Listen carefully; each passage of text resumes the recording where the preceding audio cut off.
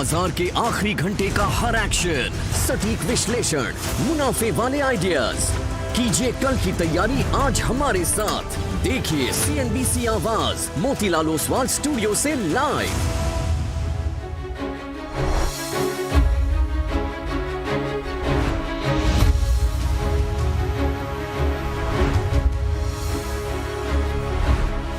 नमस्कार, CNBC आवाज़ Motilal Oswal studio में आप सभी का स्वागत है।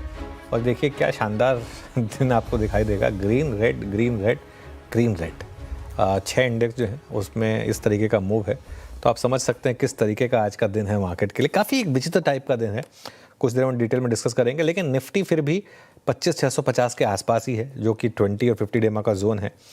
हाँ, आज थोड़ा सा दो एक्सीडेंट हुए हैं जिनकी वजह से ओवरऑल मूड माहौल बिगड़ा है, उस पर भी बात करेंगे। Shreya Veeru, good afternoon. लेकिन शो की शुरुआत करते हैं इस समय हेडलाइंस के साथ। गैप अप के बाद ऊपरी स्तरों पर नहीं टिक पाया बाजार, ऊपर से निफ्टी 100 पॉइंट फिसल कर 25,650 के पास। इन्फोसिस, ITC जैसे बड़े शेयरों ने बनाया दबाव। बैंक निफ्टी भी कमजोर, mid cap small cap index भी ऊपर से फिसले। UPL की रिस्ट्रक्चरिंग बाजार को नहीं आई पसंद, शेयर 15% से ज्यादा टूट कर वायदा का टॉप लूजर में शामिल। आज बिग स्टॉक्स में बड़ी गिरावट की जताई गई थी आशंका, सिर्फ CNBC आवाज ने किया था सटीक एनालिसिस। 590 करोड़ रुपए के फ्रॉड की खबर से इंट्राडे में 20% तक टूटा IDFC फर्स्ट बैंक। मैनेजमेंट की सफाई के बावजूद नहीं संभल रहा शेयर। RBI गवर्नर ने कहा IDFC फर्स्ट के मामले पर है नजर, लेकिन ये कोई सिस्टमैटिक रिस्क का मामला नहीं। We do not, as a policy, we do not comment on any individual bank or regulated entity. We are watching the development. There is no systemic kind of an issue over here.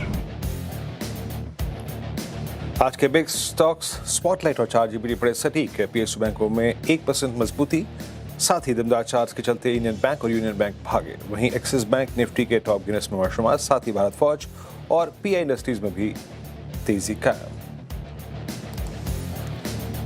नहीं थम रही IT शेयरों में बिकवाली। Nifty IT index आज फिर 1.5% नीचे। Jefferies के नेगेटिव रिपोर्ट के बाद बना दबाव। जेफरीज ने सभी IT शेयरों के टारगेट घटाए, कहा अब अभी भी अपसाइड के मुकाबले डाउनसाइड का रिस्क ज्यादा। और HAL में आज 4% ज्यादा की गिरावट। भारतीय वायुसेना को एक और तेजस लड़ाकू विमान दुर्घटनाग्रस्त होने की खबर। तकनीकी खराबी की आशंका, पायलट की जान बची। HAL के साथ बाकी डिफेंस शेयरों में भी आज गिरावट कायम। चलिए अब शो की शुरुआत करेंगे और बात करेंगे आज के मार्केट की। आज एक बहुत विचित्र दिन है, मैं बताता हूँ क्यों।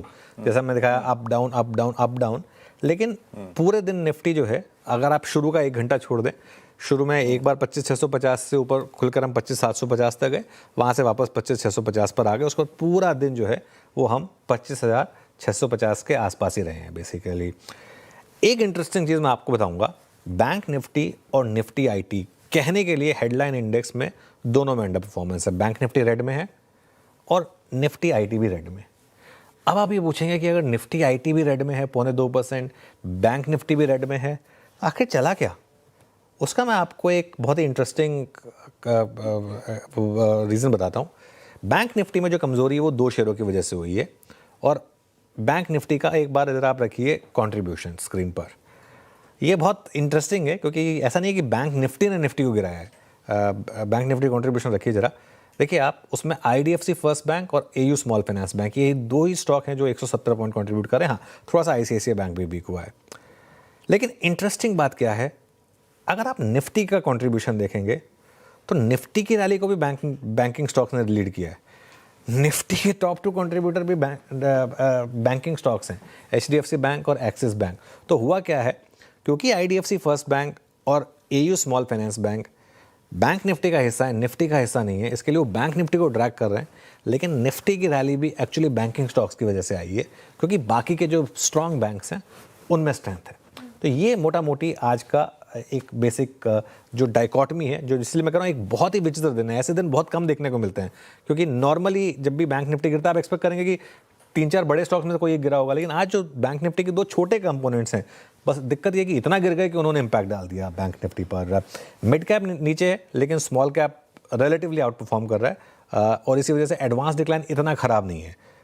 स्मॉल कैप भी ऊपर से नीचे आया लेकिन अभी भी ग्रीन में है, और एडवांस डिक्लाइन अगर आप देखें अभी भी एडवांसेस के फेवर में ही है। इसी वजह से तो बड़ा सवाल यही होगा कि निफ्टी 25,650 के ऊपर बंद होगा या 25,550 के नीचे बंद होगा, क्योंकि इनके बीच में अगर आप रहे तो फिर वही है, ना इधर के ना उधर के। तो या तो 25,650 के ऊपर या 25,550 के नीचे बंद हो। ओके, कौन से लेवल्स इंपॉर्टेंट है क्लोजिंग के लिहाज से वो तो समझ लिया, लेकिन जाहिर तौर पर बढ़त तो गवाई बाजार ने आज इंट्राडे में। निफ्टी अपनी हाई साइड से फिसला, बैंक निफ्टी की आप चर्चा कर रहे थे, रेड कारोबार कर रहे हैं। इनफैक्ट स्मॉल कैप जिसमें स्ट्रेंथ थी सुबह, उसने भी आप देखें तो हाई साइड से अपनी जो बढ़त है वो गवाई, इसलिए ब्रेथ भी थोड़ी ख़राब हो गई।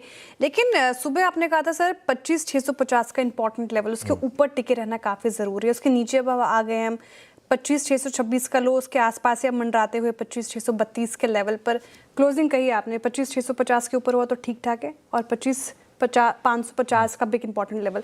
तो ऐसे बीच में फिर कैसे नेविगेट करें मार्केट को, क्या रणनीति और क्या स्ट्रैटेजी होनी चाहिए? बिल्कुल, पता है देखिए, इसको नीचे नहीं कहेंगे आप, 17 पॉइंट को नीचे नहीं कहेंगे। निफ्टी में अभी भी मैं कहूँगा कि ठीक ठाक अप ट्रेंड है। आप इस चीज़ को ध्यान रखिए कि फ्राइडे को हमने ऑलरेडी डिसेंट रैली दिखाई थी, उसके ऑन टॉप ऑफ दैट हाँ हम टिके नहीं ऊपर, और 20 डेमा और 50 डेमा के लेवल्स दोनों एक ही जगह पर हैं, इतनी आसानी से उनको क्रॉस करना इजी नहीं होगा। तो 25,650 के ऊपर अगर हम बंद हुए तो पॉजिटिव है, 25,700 के ऊपर बंद हो गए तो ये एक नए अप ट्रेंड की शुरुआत होगी। फिर इस मार्केट में शायद आप ना रोक पाएँ इसको। लेकिन अगर 25,550 के नीचे बंद हुए तो फिर एक ट्रेंड रिवर्सल है, उसके बीच में रहे आप तो जैसा मैंने कहा नो मैंस लैंड, फिर एक और दिन आपको देना पड़ेगा इस मार्केट को। इंडिविजुअल शेयरों में लेकिन अभी भी मैं कहूँगा कि अच्छे मौके हैं। अगर आप देखें आज सुबह हमने जो चार्ट जीपीटी और स्पॉटलाइट वाले शेयर की बात की थी फॉर एग्जांपल, ऑलमोस्ट सारे के सारे चले हैं। तो उस हिसाब से अगर आप स्टॉक्स ढूंढ रहे हैं, एक्सिस बैंक था जैसे फॉर एग्जांपल, यूनियन बैंक था, ऐसे कई आपको एग्जांपल मिल जाएंगे जहां पर आपको अच्छे मूव्स मिले हैं, तो उन पर आप फोकस कर सकते हैं। निफ्टी पर इंपॉर्टेंट लेवल्स 25,550 से 25,600 पर सपोर्ट है, और अब थोड़ा सा हम डेलो पर आ रहे हैं वैसे, और 25,650 से 25,750 पर रेजिस्टेंस है। बैंक निफ्टी की जहाँ तक बात है, बैंक निफ्टी मैं कहूँगा अभी भी स्ट्रांग है, क्योंकि दो स्टॉक्स का इतना कंट्रीब्यूशन के बावजूद ज़्यादा नहीं गिरा है। तो 61,900 से 61,100 ये करीब करीब सपोर्ट का काम करेगा इसके लिए, और 61,300 से 61,500 आज के हाई के जस्ट ऊपर ये आपके लिए थोड़ी सी यहाँ पर हो सकता है रेजिस्टेंस बनकर उभरे। वीरू के पास चलते हैं स्टॉक स्पेसिफिक एक्शन के लिए। वीरू बताइए कैसा रहा आज का stock specific action? Anuj, IT और आईटी ने मैं कहूँगा कि लास्ट वीक के लो को तोड़ा, और हम 200 वेमा के नीचे ट्रेड कर रहे हैं अनुज, और हमने लास्ट वीक के लो को तोड़ा टेक्निकली बहुत बुरी परिस्थिति में। और एक और चीज़, वो लो था करीब 31,422 का, नाउ वी आर एट 31,416, हमने उस लो को तोड़ दिया है। तो इसका इम्पैक्ट आईटी स्टॉक्स के और उनके शॉर्टिंग पे बढ़ रहा है। कोफोर्ज आज अपने 200 वीक एक्सपोनेंशियल एवरेज के नीचे फिसल रहा है विद इमेंस शॉर्टिंग। स्क्रीन पे रखिएगा, और ये पूरी प्रक्रिया मेरे ख्याल से अप्रैल 20, मैंने इस पहले स्टॉक का जिक्र इसलिए किया क्योंकि कोविड के बाद फर्स्ट टाइम कोफोर्ज 200 वेमा के नीचे, उस वक्त लेवल था इसका 117 रुपए, और आज 2.25 लाख शेयरों की शॉर्टिंग के बीच में एक बार फिर से एक बड़े अंतराल के बाद 200 वेमा के नीचे कोफोर्ज इमेंस शॉर्टिंग इस स्टॉक में। फिर आते हैं स्ट्रॉन्ग कैंडिडेट्स पे। स्ट्रॉन्ग क्या क्या है? Cummins extremely strong, all time high trajectory में, loaded with longs with strong option activity. 4800 के पुट में अच्छी खासी पुट राइटिंग हुई है, तो कमेंस काफी स्ट्रॉन्ग नजर आ रहा है। अभी भी डे हाई पर 150 रुपये ऊपर, और कैपिटल गुड्स में मूव अच्छे हैं, करीब करीब 3 लाख शेयर। ओवाई बिल्डअप देखिए 21%, क्लोजर टू एक्सपायरी, बहुत स्ट्रॉन्ग बिल्डअप यहाँ पर है। उसके बाद मैं लेके आऊंगा एक बार जरा प्लीज पॉली कैप रखिएगा। पॉली कैप 1.25% ऊपर, एक इन्वर्टेड हेड एंड शोल्डर जिसकी फॉर्मेशन है लगभग जुलाई 24 से, उस नेक लाइन को ब्रीच करता हुआ पॉली कैप, और बहुत ही शानदार ब्रेकआउट है इस स्टॉक में, और अच्छी खासी अगर आप देखें लॉन्ग एडिशन यहाँ हुआ है। Poly cap real estate, ancillary और होम इंप्रूवमेंट सेगमेंट में 26% ओआई बिल्डअप। और एक लास्ट स्टॉक रखूंगा अनुज, दैट्स यूएसएल। अब यूएसएल आपकी स्क्रीन पे आएगा 2.5% ऊपर। डेली चार्ट्स पे देखिए, यहाँ पर भी एक राउंडिंग बॉटम का शानदार ब्रेकआउट, लोडेड विद लॉन्ग, सारे एवरेजेस इसने पार किए, 26% का बिल्डअप।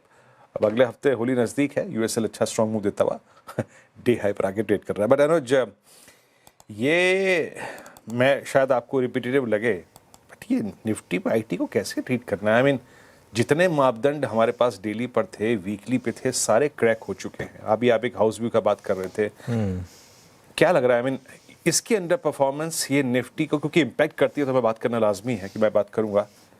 अगर ये लेवल भी टूट गया ना जो लास्ट वीक का लो है, तो फिर क्या दिखाई दे रहा है आपको आईटी में? देखिए वीरो, आईटी पर हम लगातार नेगेटिव रहे हैं और एक बात कही है हमेशा कि इसको बस शॉर्ट करिए, शॉर्ट करिए, शॉर्ट करिए। लगातार शॉर्टिंग के कैंडिडेट्स पिक किए थे हमने, इन्फोसिस, परसिस्टेंट, कोफोर्ज।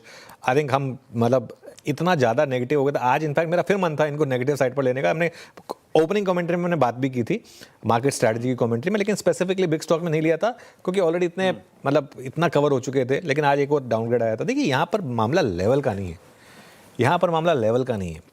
कौन अब इशू क्या है? अब जैसे निफ्टी आईटी है, निफ्टी आईटी अब कहाँ 31,446 पर है ना। अब ये जाने को वीरो जाने को 25,000 भी जा सकता है।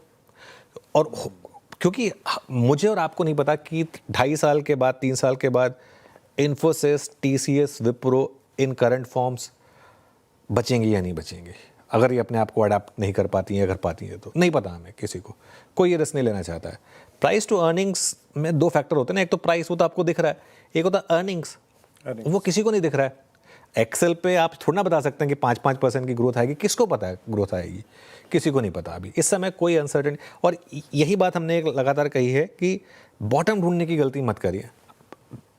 3,000 पॉइंट महंगा ले लेंगे, लेकिन क्योंकि अगर आपने 35-36 हज़ार पे भी ये व्यू लिया होता कि अब इससे ज़्यादा और क्या गिरेगा, वहाँ से हम कितना नीचे आ गए। तो इसके लिए आईटी पर व्यू अभी भी बहुत क्लियर है, जहाँ पर एक फंडामेंटल, एक एग्जिस्टेंशियल क्राइसिस है।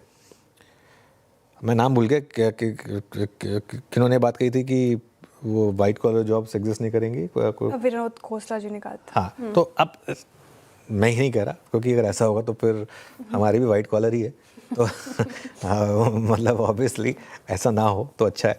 लेकिन फैक्ट ये ना कि देखिए हम उस फेज़ में हैं वीरू, और ख़ास करके उम्र के उस पड़ाव में हैं जहाँ पर हमें तैयार रहना चाहिए हर इवेंचुअलिटी के लिए, कुछ भी हो सकता है।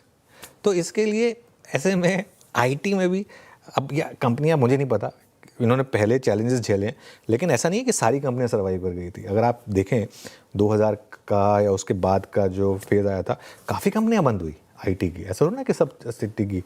तो इस बार भी हो सकता है ऐसा हो, पॉसिबल है बिल्कुल। अब वरना देखिए इतना ज़्यादा अंडर परफॉर्मेंस टीसीएस जैसे शेयर में फॉर एग्जांपल आप देखें, हम ऑलमोस्ट कोविड लेवल्स तक वापस पहुंच रहे हैं इन स्टॉक्स में। अगर आप 5 साल की अर्निंग्स को एडजस्ट कर देंगे तो पहुंच ही गए हम एक्चुअली, वैल्यूएशन वाइज तो आई थिंक हम वहाँ पर पहुंच गए होंगे। तो आई थिंक यहाँ पर क्लियरली दिक्कत है, तो अभी अवॉइड करें इसे, यही मेरा भी होगा। वर्ड फिलहाल आईटी स्पेस सिरदर्द है, दिक्कत परसिस्ट करते हुए। लेकिन ये तो आईटी स्पेस की बात हो गई। 2 स्टॉक्स लेकर आइए स्क्रीन पर, यूपीएल और आईडीएफसी फर्स्ट बैंक। इन दोनों स्टॉक्स में 15% के करीब आपको गिरावट देखने को मिलेगी। भारी गिरावट, भारी बिक वाले इन दोनों ही स्टॉक्स में। और सीएनबीसी आवाज़ ने आपको सुबह सचेत किया था, सटीक एनालिसिस हुई थी इन दोनों ही स्टॉक्स पर, और कहा गया था कि आज का एक्सीडेंट ऑफ द डे हो सकता है। क्या कहा गया था, एक बार फिर से सुनिए।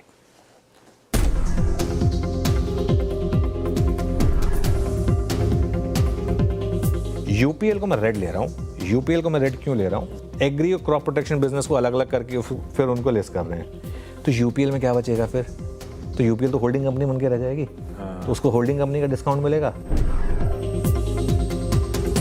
जो उनकी जो डील आई है ना, मुझे समझ में नहीं आ रहा। पहले तो उन्होंने जब वो एडवांटा की बात की थी, उसका डीआरएच पे फाइल किया, उसमें कुछ साइज नहीं डाला, कुछ डिटेल नहीं डाले, कुछ नहीं डाला, उससे स्टॉक गिरा था काफ़ी, आपको याद होगा। थोड़ा सा यहाँ पर नेगेटिव है, इसके लिए यूपीएल को मैं आज रेड ले रहा हूँ। रीस्ट्रक्चरिंग कंपनी करी है, लेकिन बाजार का कंसर्न कंपनी के डेट को लेकर था। 30,000 करोड़ का जो कंपनी में डेट है उस पर ओवरहैंग बना हुआ है, और उस पर कोई रीस्ट्रक्चरिंग की खबर नहीं है, जो कि नेगेटिव शायद हो सकता है। 10% नीचे हो गया अभी स्टॉक। रिसर्च जो होती है ना, वो बहुत इंपॉर्टेंट होती है। आप अलर्ट किया था कि ये जो है, ये शायद आज नेगेटिव लेगा मार्केट उसको। यूपीएल करीब 12.5% नीचे, और आज सुबह हमें दोनों स्टॉक्स में गिरावट की बात की थी। खासतौर से यूपीएल में तो बहुत ज़्यादा गिरावट की आशंका थी।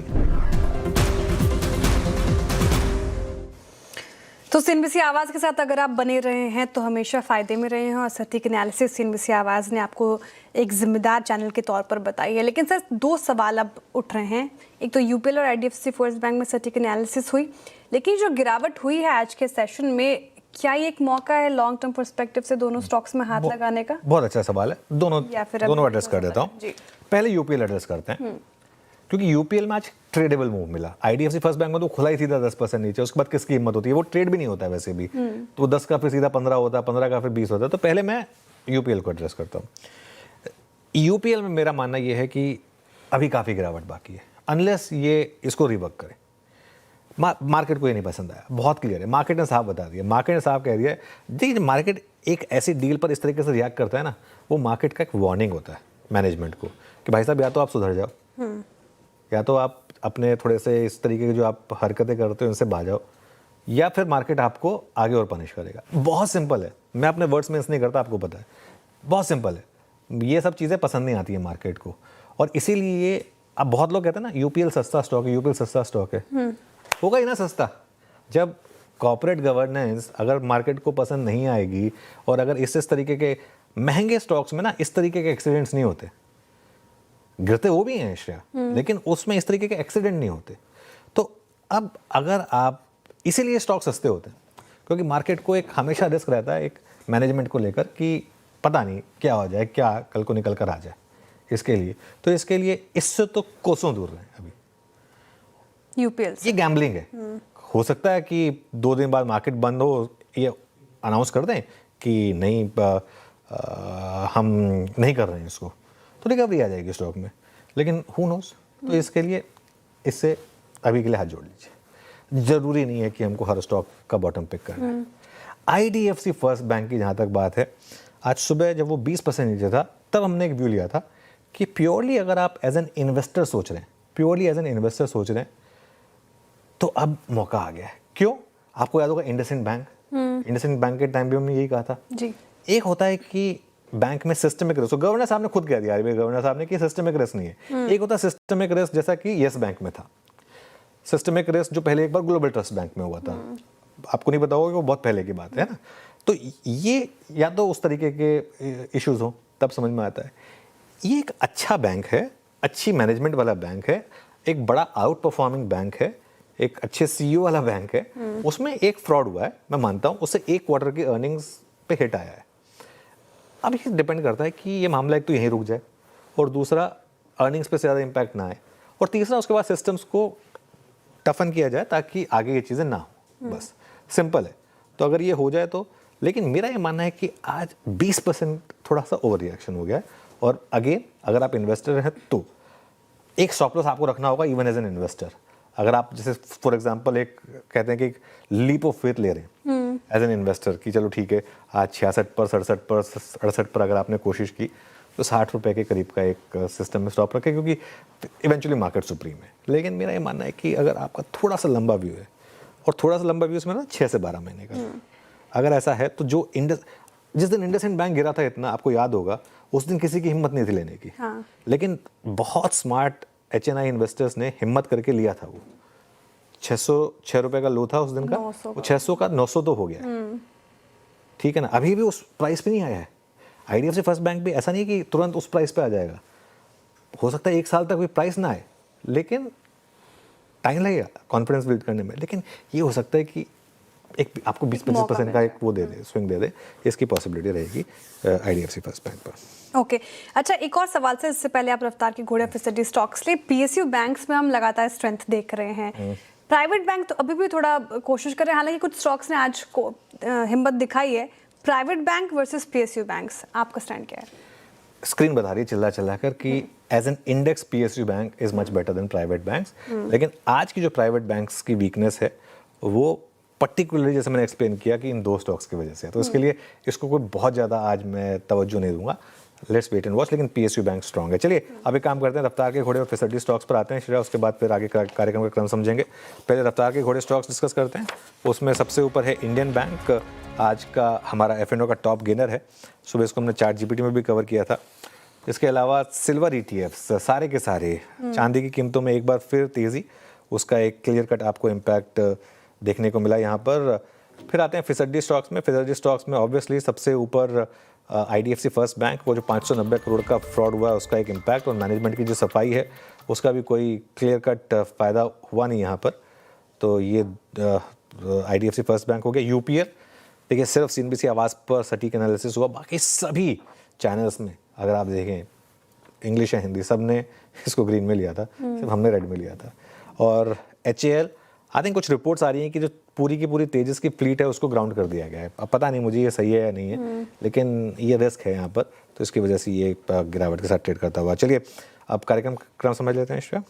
ओके, अब आगे बढ़ते हैं और कार्यक्रम का क्रम समझते हैं। शो फ्लो समझाऊंगी आपको इस शो में क्या क्या हम कवर करेंगे। फंडामेंटल राय देने के लिए हमारे साथ हैं SMIFS के शरद अवस्थी जी। टेक्निकल कॉल्स लेंगे हम प्रकाश गाबा, मानस जायसवाल, राजेश पालविया, राजेश सातपुते, अरुण कुमार मंत्री और जतिन गेडिया जी से। 2:15 पर नुपुर जैन को आपको बताएंगे कि UPL का शेयर क्यों टूटा है। 2:20 पर नुपुर ही फिर आपको बताएंगे कि IDFC फर्स्ट बैंक क्यों बना आज का एक्सीडेंट ऑफ द डे। 2:30 बजे लक्ष्मण रॉय से समझेंगे आज RBI बोर्ड बैठक में वित्त मंत्री निर्मला सीतारमण ने क्या कहा। 2:35 पर समझेंगे IT शेयरों पर ब्रोकरेज क्या कहना चाहते हैं। 2:40 पर कंचन नौटियाल बताएंगी हेल में गिरावट क्यों है। 2:50 पर आशीष चतुर्वेदी आपको बताएंगे कि कंज्यूमर शेयरों पर फोकस क्यों रखें। 2:55 पर बिग मार्केट वॉइस में हमारे साथ जुड़ेंगे DIA चौकसी फिनसर्व के MD देवेन चौकसी जी। 3:10 पर अंजू से कल के लिए स्ट्रैटेजी समझेंगे। 3:15 पर लेंगे BTST STBT कॉल। साथ ही 3:20 पर नुपुर जैन को आपको बताएंगे कि डीलर्स के रडार पर कौन कौन से शेयर्स हैं। ओके, चलिए हमारा पैनल तैयार है और शुरुआत करते हैं फिर ट्रेड्स की। गुड आफ्टरनून आप सभी को। गावा सर बताइए क्या ट्रेड ले रहे हैं आप? Good afternoon to you. मेरा स्टॉक इस वक्त वो है कमिंस। आई थिंक कमिंस को एक अच्छी तेजी है, बहुत बढ़िया आपको मिला है और ये कायम होना चाहिए। स्टॉप लॉस होगा करीब 4,800, ट्रेड करें 4,869। नियर टर्म टारगेट 5,000 के होने चाहिए। हो सकता है ये स्पिल ओवर ट्रेड बने कल के लिए, लेकिन यस कमिंस पर ध्यान देना चाहिए ऑन द लॉन्ग साइड। जी कमिंस, जिसका मैं भी उल्लेख कर रहा था, बहुत strong Y pattern, strong put writing. Cummins Prakash sir की पहली कॉल। मानस गुड आफ्टरनून, आपका trade. Good afternoon Virendra ji. तो देखिए टाटा एलेक्सी पे एक सेल ट्रेड होना चाहिए क्योंकि टाटा एलेक्सी में लोअर टॉप लोअर बॉटम बन रहे हैं। आज एक फ्रेश ब्रेकडाउन देखने को मिला है, तो इसके फ्यूचर में मार्च मंथ के फ्यूचर में बिकवाली करने की राय रहेगी। स्टॉप लॉसेस 4801 4,801 रुपए के स्टॉप लॉस से टाटा एलेक्सी के मार्च के फ्यूचर में बिकवाली करेंगे और 4,500 4500 तक के टारगेट्स पॉसिबल है। 4700 वाला मार्च मंथ का पुट ऑप्शन जो 228 रुपए पे ट्रेड हो रहा है उसमें खरीदारी कर सकते हैं। 174 का आपको स्टॉप लॉस लगाना है, 325 रुपए के टारगेट सेट करना है। ओके, टाटा एलेक्सी में बिकवाली की राय, एक बाई साइड और एक सेल साइड की रेट अभी तक आती हुई। जतिन जी गुड आफ्टरनून, बताइए आप क्या पिक कर रहे हैं? Good afternoon everyone. तो हमारा जो पिक रहेगा वो कोटक महिंद्रा बैंक रहेगा। 20 दिनों का एवरेज को पुल बैक करके एक fresh leg of up move start कर रहा है। हमें लगता है ये स्टॉक में 453 455 के जोन तक जाने की क्षमता है। करंट लेवल्स पे बाय करिए, 415 रुपए का स्टॉप लॉस लगा है। Okay, Rajesh ji good afternoon, बताइए आपकी trade. Very good afternoon ji and good afternoon everyone. Anuj देखिए मैं सेल्स कॉल के साथ शुरुआत करूंगा। पीएनबी हाउसिंग, मुझे लगता है पीएनबी हाउसिंग का इसका स्ट्रक्चर बहुत ज्यादा वीक है। एक ब्रेकडाउन है 840 से लेके 850, ये इसका क्लस्टर था, रेजिस्टेंस जोन था। तो एट लेवल ऑफ 836 स्ट्रक्चर इस तरह से बोलता है, ये बोलता है कि 840 के नीचे आपको सेल करना है, 850 का स्टॉप लॉस होगा और 810 से लेके 800 तक का इसमें करेक्शन ड्यू है। PNB housing finance. Okay, PNB housing finance. Arun good afternoon, आपका ट्रेड क्या रहेगा? Virendra ji good afternoon. वीरेंद्र जी पॉली कैप में खरीदारी की सलाह रहेगी। क्लियर ब्रेकआउट चार्ट्स पे नजर आ रहा है। इनफैक्ट 8,000 के ऊपर फ्यूचर मार्च का ट्रेड भी कर रहा है। मुझे लग रहा है इसमें मोमेंटम कैरी होना चाहिए और एक शॉर्ट कवरिंग रैली भी इसमें देखने को मिल सकती है। करंट लेवल पे बाई करने की सलाह है। 7,932 का स्टॉप लॉस रहेगा और 8,121 तक के टारगेट पॉली कैप में आ सकते हैं। तो पोजिशनल ट्रेड के हिसाब से पॉली कैप को लॉन्ग करके चल सकते। कुमार मंत्री जी को पॉली कैप अच्छा लग रहा है, खरीदारी की राय। तो 3 बाई साइड की ट्रेड्स आई हैं, 2 सेल साइड की ट्रेड्स, टेक्निकल कॉल्स पूरे हो गए हैं। फटाफट से एक रीकैप ताकि आप टारगेट और स्टॉप लॉस जॉट डाउन कर पाएंगे। गाबा सर ने कमेंट्स से शुरुआत की खरीदारी की राय उनकी तरफ से। 5000 की टारगेट देख रहे हैं वो, 4800 का लगाना है आपको स्टॉप लॉस। मानस जी कह रहे हैं कि काफ़ी वीक है पूरा आईटी स्पेस, टाटा एलेक्सी में बिकवाली कीजिए, फ्यूचर्स में बिकवाली की राय। नीचे की टारगेट 4500 के, 4801 का लगाना है आपको स्टॉप लॉस।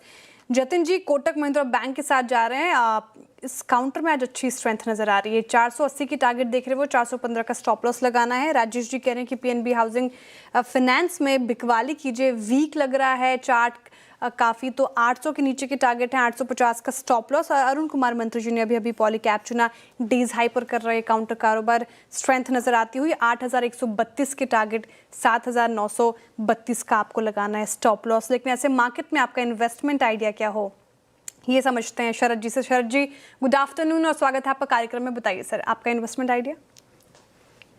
गुड आफ्टरनून जी। हमें लगता है आईसीआईसीआई बैंक एक बढ़िया बेट साबित हो सकती है इन लेवल्स पे। बैंक देश का दूसरा सबसे बड़ा प्राइवेट सेक्टर बैंक है, हाईएस्ट एनआईएम्स हैं, लोएस्ट एनपीएस हैं, और हमें लगता है ये ट्रेजेक्टरी कंटिन्यू करनी चाहिए। शॉर्ट टर्म में हमें लगता है कि रेट कट्स वगैरह से थोड़ा बहुत ट्रिगर मिलना चाहिए। कासा अट्रैक्शन की वजह से डिपॉजिट रीप्राइसिंग एक पॉजिटिव ट्रिगर हो सकता है। 14 से 15% ग्रोथ चालू रहनी चाहिए। रिटेल और एसएमई में भी अब टर्न अराउंड है, तो उसका भी फायदा हमको मिलना चाहिए। फी इनकम में भी लगातार हमने एक्सपेंशन देखी है, तो हमें लगता है ये डिसेंट बेट होनी चाहिए इन लेवल्स पे। लगभग 2.9 times price to book historical पे चल रहा है। हमें लगता है आगे चल के भी 3 टाइम प्राइस टू बुक मिलना बहुत मुश्किल नहीं होगा। 80 रुपए के आसपास की अर्निंग्स नेक्स्ट ईयर भी होगी। 3 सवा 3 का प्राइस टू बुक मिलता है, तो 1650-1700 पे टारगेट के हिसाब से ICICI bank. Okay, ICICI bank 1400 पे आपकी बाय कॉल है प्राइवेट बैंकिंग स्पेस में। अच्छा, एक काम करते, थोड़े से स्टॉक पिकिंग शुरू करते हैं। अरुण ने जरा प्लीज एक चीज देखिएगा, एक बार एक्टर साहब एसबीआई लाइफ रखिएगा। SBI life at all time high, हालांकि कंसिडरिंग रिस्क रिवॉर्ड रेशियो में शायद उस पर प्रश्न ना पूछता, but look at HDFC life just in comparison, वो अच्छा रिस्क रिवॉर्ड रेशियो होल्ड कर रहा था, ये बात बिल्कुल सही है। बट एक बात और अच्छी है अरुण जी कि एचडीएफसी लाइफ आज अपना लास्ट ड्यू एवरेज, जिसको एक हर्डल था 740, इसके लिए एक हर्डल था 735, इसके लिए हर्डल था, क्योंकि वही 16 जनवरी का ब्रेकडाउन केस था। आपको लगता है कि ये अब डिफरेंशियल को प्ले करने का टाइम है? दोनों की प्राइस परफॉर्मेंस में जो अंतर है, क्या एचडीएफसी लाइफ कोई बाय ट्रेड दिखा रहा है आपको क्या कोई?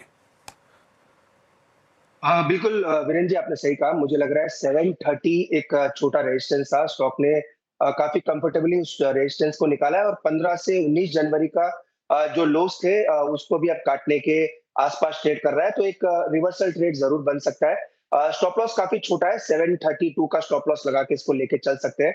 इनफैक्ट 765, 770 जो रिसेंट हाइस है वहां तक स्टॉक जा सकता है।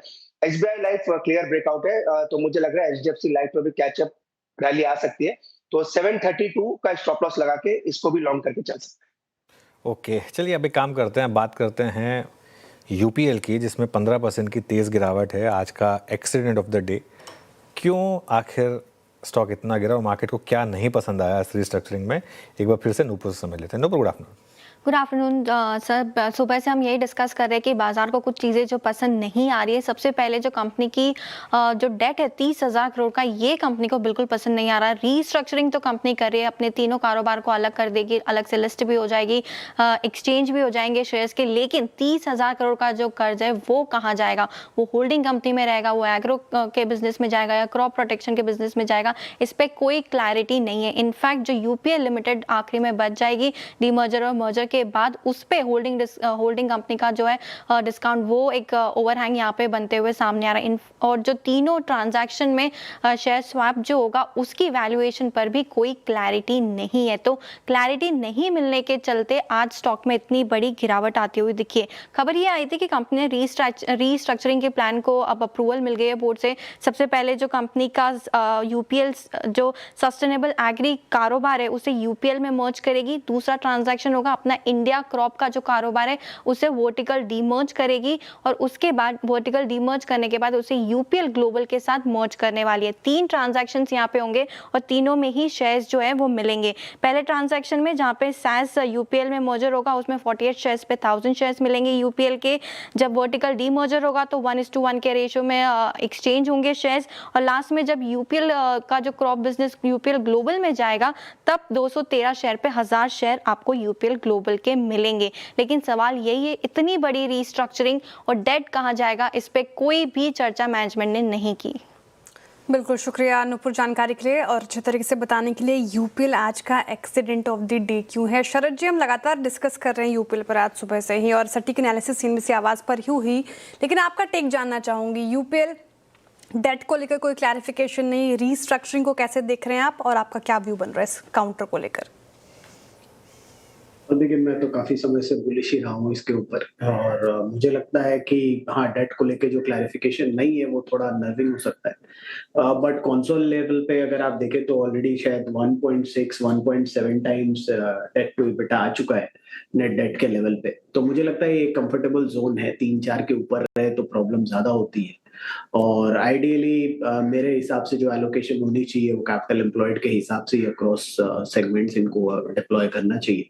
तो मुझे नहीं लगता कि उसमें बहुत बड़ी नर्वसनेस आएगी, बट हाँ, शायद बेटर प्रिपेयर करना चाहिए था। अभी कोई क्लैरिटी नहीं है और जनरली जो हिस्टोरिकली हमने देखा है कि डीमर्जर से हमको फायदा होता है और वैल्यूएशन कंफर्ट है, वो तो एक रीजन है ही है और प्लस लार्जेस्ट कंपनी है। तो मुझे लगता है अभी चूंकि क्लैरिटी नहीं है बहुत ज्यादा तो इसलिए थोड़ा नर्वसनेस ज्यादा है। बट जैसे जैसे क्लैरिटी आती है और खास करके 15-16% के क्रैक के बाद तो मुझे लगता है बहुत ज्यादा नीचे जाने की गुंजाइश तो नहीं है। तो मार्जिन ऑफ सेफ्टी मेरे हिसाब से डिसेंट है और डेट वाला इशू जैसे जैसे क्लैरिटी आती है मुझे लगता है उतना बड़ा ओवरहैंग नहीं रहेगा। बट हाँ, ये है कि अब ये जिस तरीके से पूरी डील सजाई गई है तो वो शायद बाजार उतना इम्प्रेस नहीं है उससे।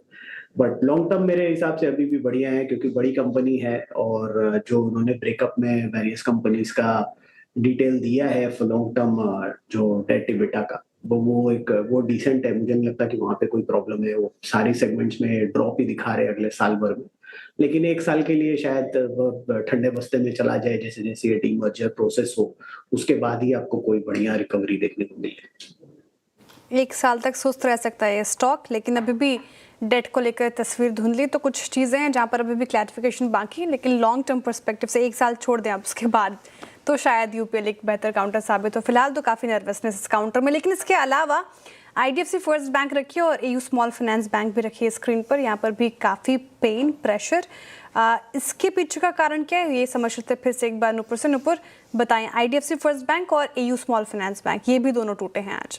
बिल्कुल, आईडीएफसी फर्स्ट बैंक की तरफ से रिपोर्ट किया गया है 590 करोड़ का जो फ्रॉड है वो सामने आया। हालांकि कॉन्फ्रेंस कॉल में मैनेजमेंट का ये कहना था कि 490 करोड़ की इसकी वैल्यू है और 100 करोड़ उन्होंने एडिशनल प्रोविजनिंग की है यहाँ पर, जिसकी वजह से अगर कोई फ्यूचर में यहाँ से और कुछ निकल के आता है तो वो सेफर साइड 100 करोड़ और लेके चल रहे। तो इसकी पूरी जो वैल्यू 590 करोड़ के आसपास दिखेगी।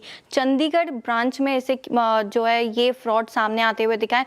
मैनेजमेंट ने फिर यहाँ पे कहा कि ये सिर्फ चंडीगढ़ ब्रांच से ही रिलेटेड है, किसी और ब्रांच पे कोई असर नहीं है। यहाँ पर हरियाणा सरकार के जो सरकारी खातों में लेन देन में जो है डिस्क्रिपेंसी वो पाई गई है। ऑलरेडी बैंक KPMG को अपॉइंट कर चुका है, फॉरेंसिक ऑडिट यहाँ पे शुरू हो चुकी है, रिकवरी और कानूनी प्रक्रियाएं वो भी लगातार यहाँ पर शुरू हो चुकी है। कॉन्फ्रेंस कॉल में 2-3 चीजें और मैनेजमेंट ने कही है। यहाँ पे उनका कहना है कि 0.5% ही है डिपॉजिट का, तो इतना बड़ा इम्पैक्ट नहीं होगा, ये इजीली बुक्स में अब्जॉर्ब हो जाएगा पीएनएल के थ्रू। पीएनएल में डायरेक्टली मैनेजमेंट वो ले लेगा इसे और इसका इम्पैक्ट आपको नहीं देखने को मिलेगा इतना ज़्यादा, क्योंकि क्वार्टरली बेसिस पे देखें तो 400-450 करोड़ का जो मुनाफा है वो बैंक दर्ज करता है और एनुअल बेसिस पे करीबन 1550 करोड़ का जो है वो मुनाफा यहाँ पे देखने को मिलता है। अब इसी के चलते एयू स्मॉल फाइनेंस बैंक की भी खबर आती हुई दिखी, जहाँ पे हरियाणा सरकार ने दोनों ही बैंक को एक्चुअली एम्पैनल कर दिया था। उस पर एयू स्मॉल फाइनेंस बैंक ने जो है वो सफाई दी है कि वो सरकार के साथ बातचीत करे और फिर से एक बार जो है वो पैनल होने की कोशिश करेंगे। यहाँ पे जो स्टार्टिंग में उन्होंने जो शुरुआती जांच है उसमें फिलहाल उन्हें कोई भी फ्रॉड नहीं दिखा है सरकारी खातों को लेकर। ओके, तो एयू स्मॉल फाइनेंस बैंक और आईडीएफसी फर्स्ट बैंक क्यों टूटे, कारण समझा दिया नुपुर ने। थैंक यू नुपुर, शुक्रिया जानकारी के लिए। अच्छा, आईडीएफसी फर्स्ट बैंक के केस को लेकर आरबीआई गवर्नर संजय मल्होत्रा जी ने भी कहा कि इसमें कोई सिस्टमिक रिस्क नहीं है। साथ ही उन्होंने ये भी कहा कि बैंकिंग सिस्टम में किसी तरह का रिस्क नहीं है और फ्रॉड मामले पर हालांकि नजरें बनी हुई है। एक बार सुनते हैं कि उन्होंने क्या कहा। We do not, as a policy, we do not comment on any individual bank or regulated entity. We are watching the developments. There is no systemic kind of an issue over here. Okay चलिए, तो ये बात हो गई AU small finance bank की।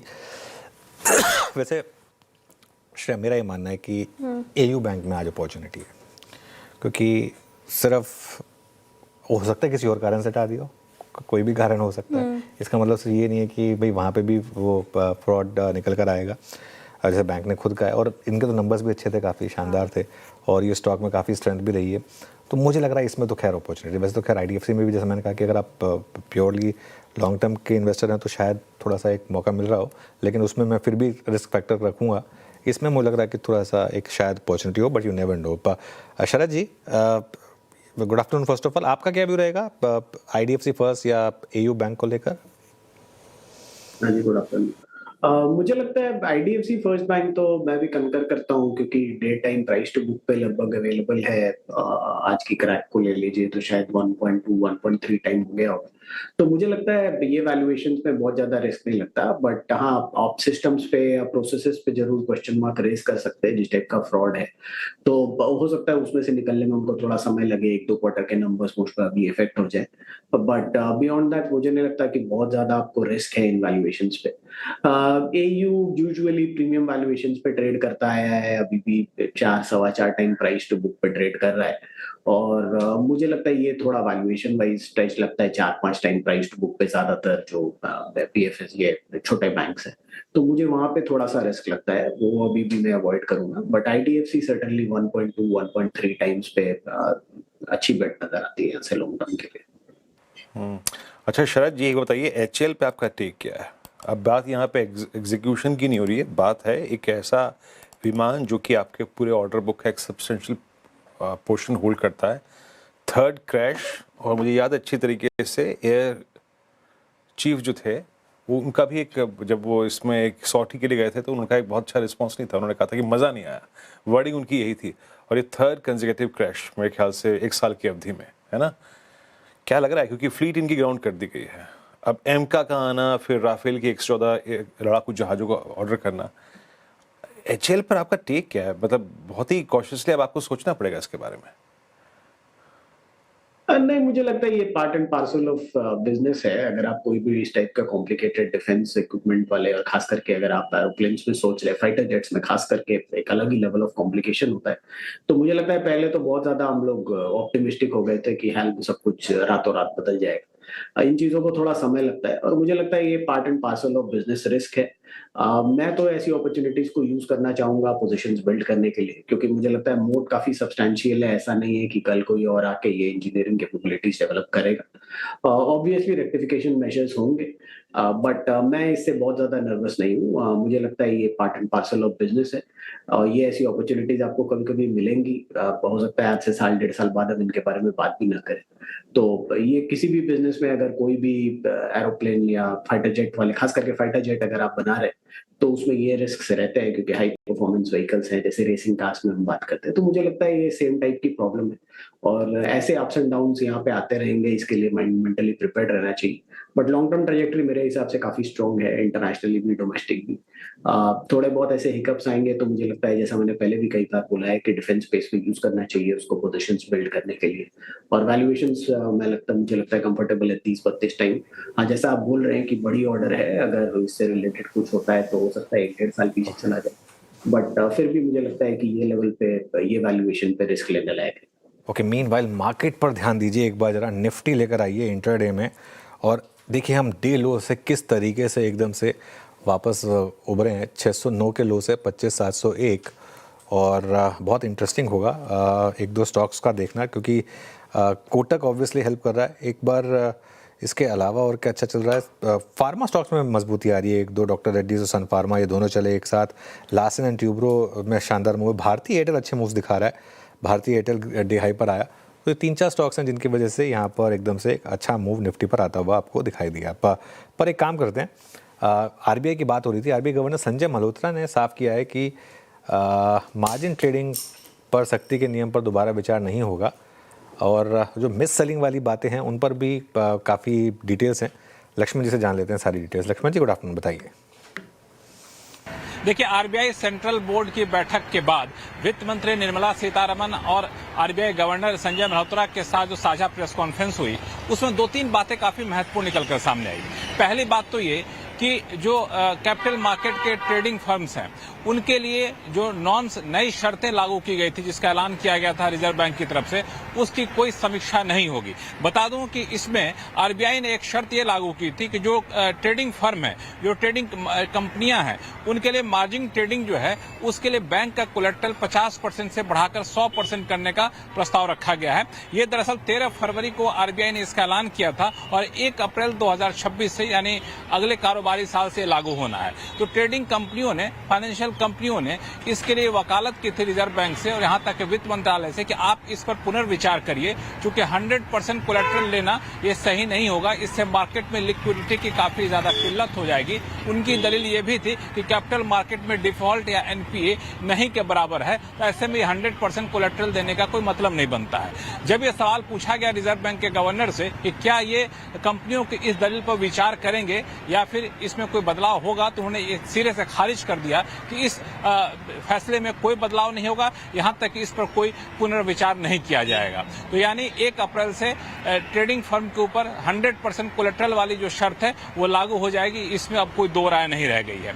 दूसरी महत्वपूर्ण बात, बैंक की तरफ से प्रोडक्ट की मिस सेलिंग का जो मुद्दा उठा, इस पर निर्मला सीतारमण ने काफी लंबा जवाब दिया और उनका जवाब काफी सख्त लहजे में था। उनका साफ तौर से कहना था कि शुरू में बैंकों का काम था कि लोगों से पैसा लीजिए, लोगों को पैसा दीजिए, यानी डिपॉजिट लीजिए और क्रेडिट दीजिए। अब बैंक धीरे धीरे अपने काम को फैलाना शुरू कर दिए और साइड में दूसरे प्रोडक्ट बेचना शुरू कर दिए, और इसमें इंश्योरेंस प्रोडक्ट का उन्होंने बार बार जिक्र किया और इतना ज्यादा फोकस उन्होंने उस पर करना शुरू कर दिया कि अपने कोर बिजनेस से हटना शुरू कर दिए। इस पर वित्त मंत्रालय, वित्त मंत्री काफी सख्त दिखी। उन्होंने साफ तौर से कहा कि बैंकों को कई बार कहा जा चुका है कि अपने कासा पर फोकस करें, अपने कोर बिजनेस पर फोकस करें, मिस सेलिंग पर फोकस ना करें। ऐसे प्लेटफॉर्म से जहां रिजर्व बैंक गवर्नर बैठे हों, वित्त मंत्री निर्मला सीतारमण का इस तरह का सख्त बयान साफ तौर से इशारा करता है कि आने वाले दिनों में इस पे काफी ज्यादा सख्ती हो सकती है। हालांकि अगली एफएसडीसी की बैठक में, जो शायद रेगुलेटर की बैठक होती है, उस बैठक में इस बात पर विचार किया जाएगा कि इस मिस सेलिंग को रोकने के लिए जो इंसेंटिव होता है उसकी समीक्षा की जाए कि नहीं की जाए। एक और महत्वपूर्ण बात, गोल्ड और सिल्वर की बढ़ती कीमतों पर सवाल पूछा गया तो वित्त मंत्री का साफ तौर से कहना था कि गोल्ड और सिल्वर की बढ़ती कीमतें जो है, इसके पीछे सबसे बड़ी वजह है दुनिया भर के सेंट्रल बैंक की तरफ से इसका खरीदा जाना। हालांकि कीमतों पर नजर बनाए हुए है, लेकिन कीमतें इतनी ज्यादा नहीं बढ़ी है कि सरकार को इसमें दखल देने की जरूरत है। बिल्कुल, शुक्रिया लक्ष्मण जी जानकारी के लिए और अहम बयान को इतने अच्छे तरीके से बताने के लिए। अच्छा, अब हमारे साथ शो में जुड़ रहे हैं राजेश पालवे जी। राजेश पालवे जी, गुड आफ्टरनून और स्वागत है आपका कार्यक्रम में। बताइए पहले इस वक्त की ट्रेड क्या होगी आपकी? गुड आफ्टरनून श्रेया जी, गुड आफ्टरनून एवरीवन। सो यहाँ पे अल्ट्राटेक सीमेंट पे फोकस है। स्टॉक में अगर ओवरऑल स्ट्रक्चर देखें तो स्टॉक अपने एक मल्टीपल सप्लाई जोन को अब यहाँ पे चैलेंज करते हुए देखने को मिल रहा है, और जिस तरीके से फैब सीरीज में स्टॉक का परफॉर्मेंस रहा है, हमें लगता है ये सीरीज के आखिरी पड़ाव पे और कंटिन्यूटी ऑफ अप ट्रेंड देखने को मिल सकता है। यहाँ पे हम टारगेट एक्सपेक्ट कर रहे हैं स्टॉक के करीब 13,100 की तरफ on the down side. Stop loss रखेंगे करीब 12850 के आसपास। काम करते हैं, टॉप कैश कॉल्स ले लेते हैं। अब टॉप कैश कॉल्स लेंगे हम गावस्कर से, राजेश सातपुते जी से और मानस जी से। तो गावस्कर बताइए आपका कैश कॉल। मेरा ध्यान है सिटी यूनियन बैंक पर। ट्रेड कर रहा है 289 के आसपास, 219 के आसपास ट्रेड कर रहा है। सेटअप के हिसाब से आज नहीं, कल तक मेरे ख्याल से जा सकता है 300 टारगेट। अभी ये ट्रेड कर रहा है 290 पे, 10 रुपए यहाँ से। टॉप लॉस होगा 285, तो 1:2 बनता है यहाँ पर city union bank. Okay, city union bank 290 पे आपका बाय कॉल है कैश में। राजेश सतपुते जी, आपका ट्रेड क्या रहेगा? वीरेंद्र जी देखिए, ज्योति लैब्स के ऊपर मेरी नजर है, थोड़ा कॉन्ट्रा ट्रेड सेटअप है, पॉजिटिव डाइवर्जेंस है लोअर साइड पे, तो डाउन साइड रिस्क थोड़ा लिमिटेड है, इसलिए मैंने इसको चुना है। 250 करंट प्राइस है। स्टॉप लॉस जो मेंटेन करना है वीरेंद्र जी वो रहेगा 245 का। मेरे हिसाब से इसका जो स्विंग का टारगेट बनता है वो करीबन 260-265 तक का बनेगा। ज्योति लैब राजेश जी को पसंद आ रहा है। मानस जी, कैश में क्या पिक कर रहे हैं आप? तो देखिए, प्रीकॉल लिमिटेड पे खरीदारी करने की राय रहेगी। प्रीकॉल के अगर आप चार्ट देखें तो स्टॉक करेक्ट हुआ था, लेकिन 20 मूविंग एवरेज पे सपोर्ट लेके रैली रिज्यूम हो गई है। तो आई थिंक 617 रुपए के स्टॉप लॉस से प्रीकॉल लिमिटेड पे खरीदारी करेंगे। 650 तक के टारगेट्स पॉसिबल है। प्रीकॉल लिमिटेड, ज्योति लैब और सिटी यूनियन बैंक बताया गया है कैश के लिए। अच्छा, थोड़ी देर पहले वीरेंद्र जी हेल का जिक्र कर रहे थे, काफ़ी प्रेशर इस पर्टिकुलर काउंटर में। डिफेंस पैक अगर आप देखें तो बैकफुट पर है, 3.5% के करीब करीब गिरा है। लेकिन खबर क्या है, क्या दिक्कत हो रही है हेल में, ये समझाने के लिए कंचन मौजूद है। कंचन, गुड आफ्टरनून। हेल क्यों इसमें आज इस तरीके से गिरावट आई, क्या कारण रहे हैं? जी, आज की गिरावट हम देखें तो 4% की कमजोरी यहाँ पे हमें देखने को मिली है। इनफैक्ट पिछले 6 महीने की ट्रेजेक्ट्री देखी जाए तो यहाँ पे एक बैड न्यूज़ जो है लगातार हमें आती हुई दिखाई दे रही है। चाहे आप बात कर लीजिए डिलीवरी की तेजस की, या फिर आप बात कर लीजिए प्लेन क्रैश की, तो ये तीसरा ऐसा इंसिडेंट है जो यहाँ पे होता हुआ दिखाई दिया है। देखिए, रिटर्न्स तो आपने देख लिए और अभी हमने रिसेंटली देखा कि भारतीय वायुसेना का जो एक और तेजस है वहाँ पे एक क्रैश जो है होता हुआ दिखाई दिया। ये बेसिकली जो क्रैश है वो 7 फरवरी को होता हुआ दिखाई दिया था और पीटीआई के अकॉर्डिंगली ये पूरी की पूरी जो रिपोर्ट है वो सामने उभर के आई है, जिसके बाद इंडियन एयरफोर्स ने सभी 30 सिंगल सीट तेजस को ग्राउंड कर दिया है, जो कि कंपनी के लिए काफी जो नेगेटिव खबर है वो सामने उभर के आ रही है। बेसिकली जो ये हुआ है वो टेक्निकल ग्लिच जो था वो तेजस में हमें देखने को मिला था। ब्रेक फेलियर की वजह से ये जो पूरी की पूरी स्थिति है वो पैदा होती हुई दिखाई दी, लेकिन इसमें अच्छी बात यह है कि जो पायलट है उनकी जान है वो खतरे में आती हुई नहीं दिखाई दी। इससे पहले हमने देखा था कि साल 2024 में से अगर अब तक का देखा जाए तो 3 बार लगातार ये इंसिडेंट जो है वो देखने को मिला है। 2024 में जैसलमेर में एक एक्सीडेंट हुआ था, उसके बाद हमने देखा था कि साल 2025 में दुबई में जो एयर शो था वहां पे भी जो ट्रेजेडी है वो होती हुई दिखाई दी थी। अगर ऑर्डर की बात करी जाए तो 2021 में एक बड़ा ऑर्डर कंपनी के हाथ लगा था करीबन 50,000 करोड़ का, और 2025 में भी 62,000 करोड़ का ऑर्डर दिखा था। और साथ साथ आप स्क्रीन पे अपनी देख रहे होंगे कि HCL की तरफ से जो क्लैरिफिकेशन है वो भी आती हुई दिखाई दे रही है। मतलब इस वक्त की सबसे बड़ी खबर HCL की तरफ से ये क्लैरिफिकेशन आई है और बिग ब्रेकिंग पर लेकर आइएगा इसको। तकनीकी खामी दूर करने पर कंपनी काम कर रही है, HCL का कहना है। साथ ही LCA तेजस क्रैश पर HCL की ओर से जो सफाई है, कोई ऐसी क्रैश अभी फिलहाल कोई रिपोर्ट नहीं आ रही सर, बड़ी ब्रेकिंग नहीं वो हाँ ठीक है, लेकिन अभी इसमें इसको लेकर कुछ नहीं कहा ना उन्होंने कि वो जो फ्लीट ग्राउंडेड कर दी गई थी, कुछ जो रिपोर्ट्स आई थी, हाँ आई थिंक वो उस पर आई थिंक कुछ खास बयान आया नहीं है यहाँ पर। LCA Tejas maintenance one of the world's best safety issues being analysed, this is for information and record. तो खैर थोड़ी सी रिकवरी है, लेकिन दिक्कत तो है, इसमें कोई डाउट नहीं है। लेकिन खैर शुक्रिया आप कंचन। अब काम करते हैं, ज़रा एक बार वापस आते हैं मार्केट पर। थोड़ी सी जो रैली आई थी वहाँ पर वापस अब थोड़ी हायर लेवल पर सेलिंग आई, तो 25,700 की थोड़ी सी एक दीवार टाइप की है आपके लिए। अच्छा, एक बार बजाज होल्डिंग्स लेकर आएँ, काफ़ी दिनों के बाद इस तरीके का मूव आज बजाज होल्डिंग्स में। इनफैक्ट अब ये F&O का टॉप गेनर बन चुका है बजाज होल्डिंग्स। इस पर एक व्यू ले, या एक काम करते हैं, चलिए पहले धमाकेदार ऑप्शन ले लेते हैं श्रेया, क्योंकि आई थिंक हम थोड़ा सा लेट चल रहे हैं इस समय। मानस जी, राजेश जी और अरुण जी से। तो मानस जी बताइए आपका धमाकेदार ऑप्शन। तो देखिए, धमाकेदार ऑप्शन के लिए आरबीएल बैंक के पुट ऑप्शन में खरीदारी करनी है। इंटरडे चार्ट पे लोअर टॉप लोअर बॉटम्स का ट्रेंड दिख रहा है, 10 डे मूविंग एवरेज के नीचे निकला है। तो जो 320 वाला मार्च मंथ का पुट ऑप्शन है, 10 रुपए के आसपास ट्रेड हो रहा है 320 का पुट ऑप्शन, तो वहां पर खरीदारी करेंगे। 8 रुपए का स्टॉप लॉस लगाएंगे, 14 रुपीज तक के टारगेट्स पॉसिबल है। ओके, आरबीएल बैंक के 320 की पुट ऑप्शन आपको लेनी है। क्या ह्यूज बिल्डअप है इस पुट ऑप्शन में, आप देखिए जरा, मनोज जी ने जो वकालत की है लेने के लिए। राजेश पालवे जी, आपका ट्रेड क्या रहेगा ऑप्शंस में? तो वीरेंद्र जी, यहाँ पे क्यूमेंस इंडिया के फ्यूचर, क्यूमेंस इंडिया के ऑप्शन पे फोकस है। मार्च सीरीज में हमें लगता है यहाँ पे 4900 का जो इसका कॉल ऑप्शन है वहाँ पे फोकस किया जा सकता है। ₹56 के आसपास ट्रेड कर रहा है। जिस तरीके का आउट परफॉर्मेंस बना है क्यूमिंस इंडिया में, यहाँ पे हमें लगता है कंटिन्यूटी ऑफ अप ट्रेंड रहेगा। इसके ऑप्शन के टारगेट हमें लगता है जो आ सकते हैं वो करीब 195 से 210 की तरफ। On the down side stop loss suggest करेंगे करीब 135 के आसपास। कमेंट्स पर ये होगी राजेश पालेवा जी की कॉल। ऑप्शंस में क्या पिक करें अरुण जी आप? श्रेया जी, अगेन मैं अडानी पोर्ट्स के साथ जाना चाहूंगा। एक काफी शानदार बेस 1520 के आसपास स्टॉक में बना है। मुझे लग रहा है यहाँ से स्टॉक 1580 की तरफ बढ़ सकता है। तो मार्च सीरीज का 1580 का call, just out of the money call लेने की सलाह है। 39 रुपीज या 40 रुपए के आसपास चल रहा है। 34 का स्टॉप लॉस रहेगा। 52 रुपीज तक के टारगेट इसमें देखने को मिल सकते हैं। तो अडानी पोर्ट्स को लॉन्ग करने की सलाह रहेगी। अडानी पोर्ट्स को लॉन्ग करने की सलाह रहेगी। अच्छा, वैसे एक चीज़ है, अगर ये हैल जो कह रहा है, अगर हैल कह रहा है और अगर कि क्रैश ही नहीं हुआ है, तो फिर किस बात की सब रिपोर्ट्स थी? और जो फिर जिन्होंने ये रिपोर्ट्स डाली कि क्रैश हुआ है और पूरी फ्लीट को ग्राउंडेड कर दिया गया है, वो किस बेसिस पर डाली? आई थिंक वो भी थोड़ा सा सोचने वाली बात होगी ना। उसके बाद स्टॉक गिरा काफ़ी। अब तो खैर रिकवरी आ रही है, लेकिन जैसा मैं कह रहा हूँ कि अभी भी कोई बहुत ज़्यादा ऐसा कन्विंसिंग क्लैरिफिकेशन ये नहीं है। लेकिन वो, और ये एक डिनायल में ये भी लिखना चाहिए था कि भाई हमारा कोई फ्लीट ग्राउंडेड नहीं किया गया। हाँ, उस पर कोई टिप्पणी है ना, उस पर कोई टिप्पणी नहीं आई है अब तक। तो ये कह रहे हैं कि ग्राउंड पर छोटी सी तकनीकी खामी पाई गई थी और क्रैश नहीं हुआ है। अगर ऐसा है तो फिर तो स्टॉक गिरना नहीं चाहिए था, या तो पूरा रिकवर होना चाहिए था। लेकिन कुछ तो दिक्कत हुई है, तभी अभी भी स्टॉक देखिए नीचे ही है। हाँ, 5% नीचे था, अब वो 3% नीचे रह गया बेसिकली। लेकिन नीचे तो खैर अभी भी है ये स्टॉक का। चलिए, आई थिंक ऑप्शंस ट्रेड पूरे हो गए। हाँ, अब थोड़ा आगे बढ़ते हैं और कुछ और स्टॉक। हाँ, मैं बजाज होल्डिंग्स की बात कर रहा था।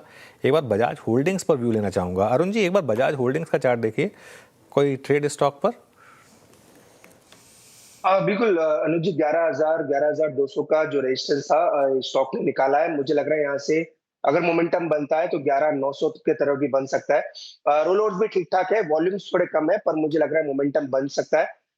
11,940 तक के टारगेट्स कैश में देखने को मिलेंगे। अगर लॉन्ग पोजीशन है तो 11,380 का स्टॉप लॉस लगा के ले भी सकते हैं। 11,900, 11,950 तक के टारगेट इसमें देखने को मिल सकते हैं। ओके, बजाज होल्डिंग्स पे आपका ठीक है 11,538 पे। लेकिन अब लेके आइए फार्मा में एक स्टॉक, दैट्स डॉक्टर रेड्डी। मैं पिछले 10 मिनटों से इस स्टॉक को देख रहा हूँ।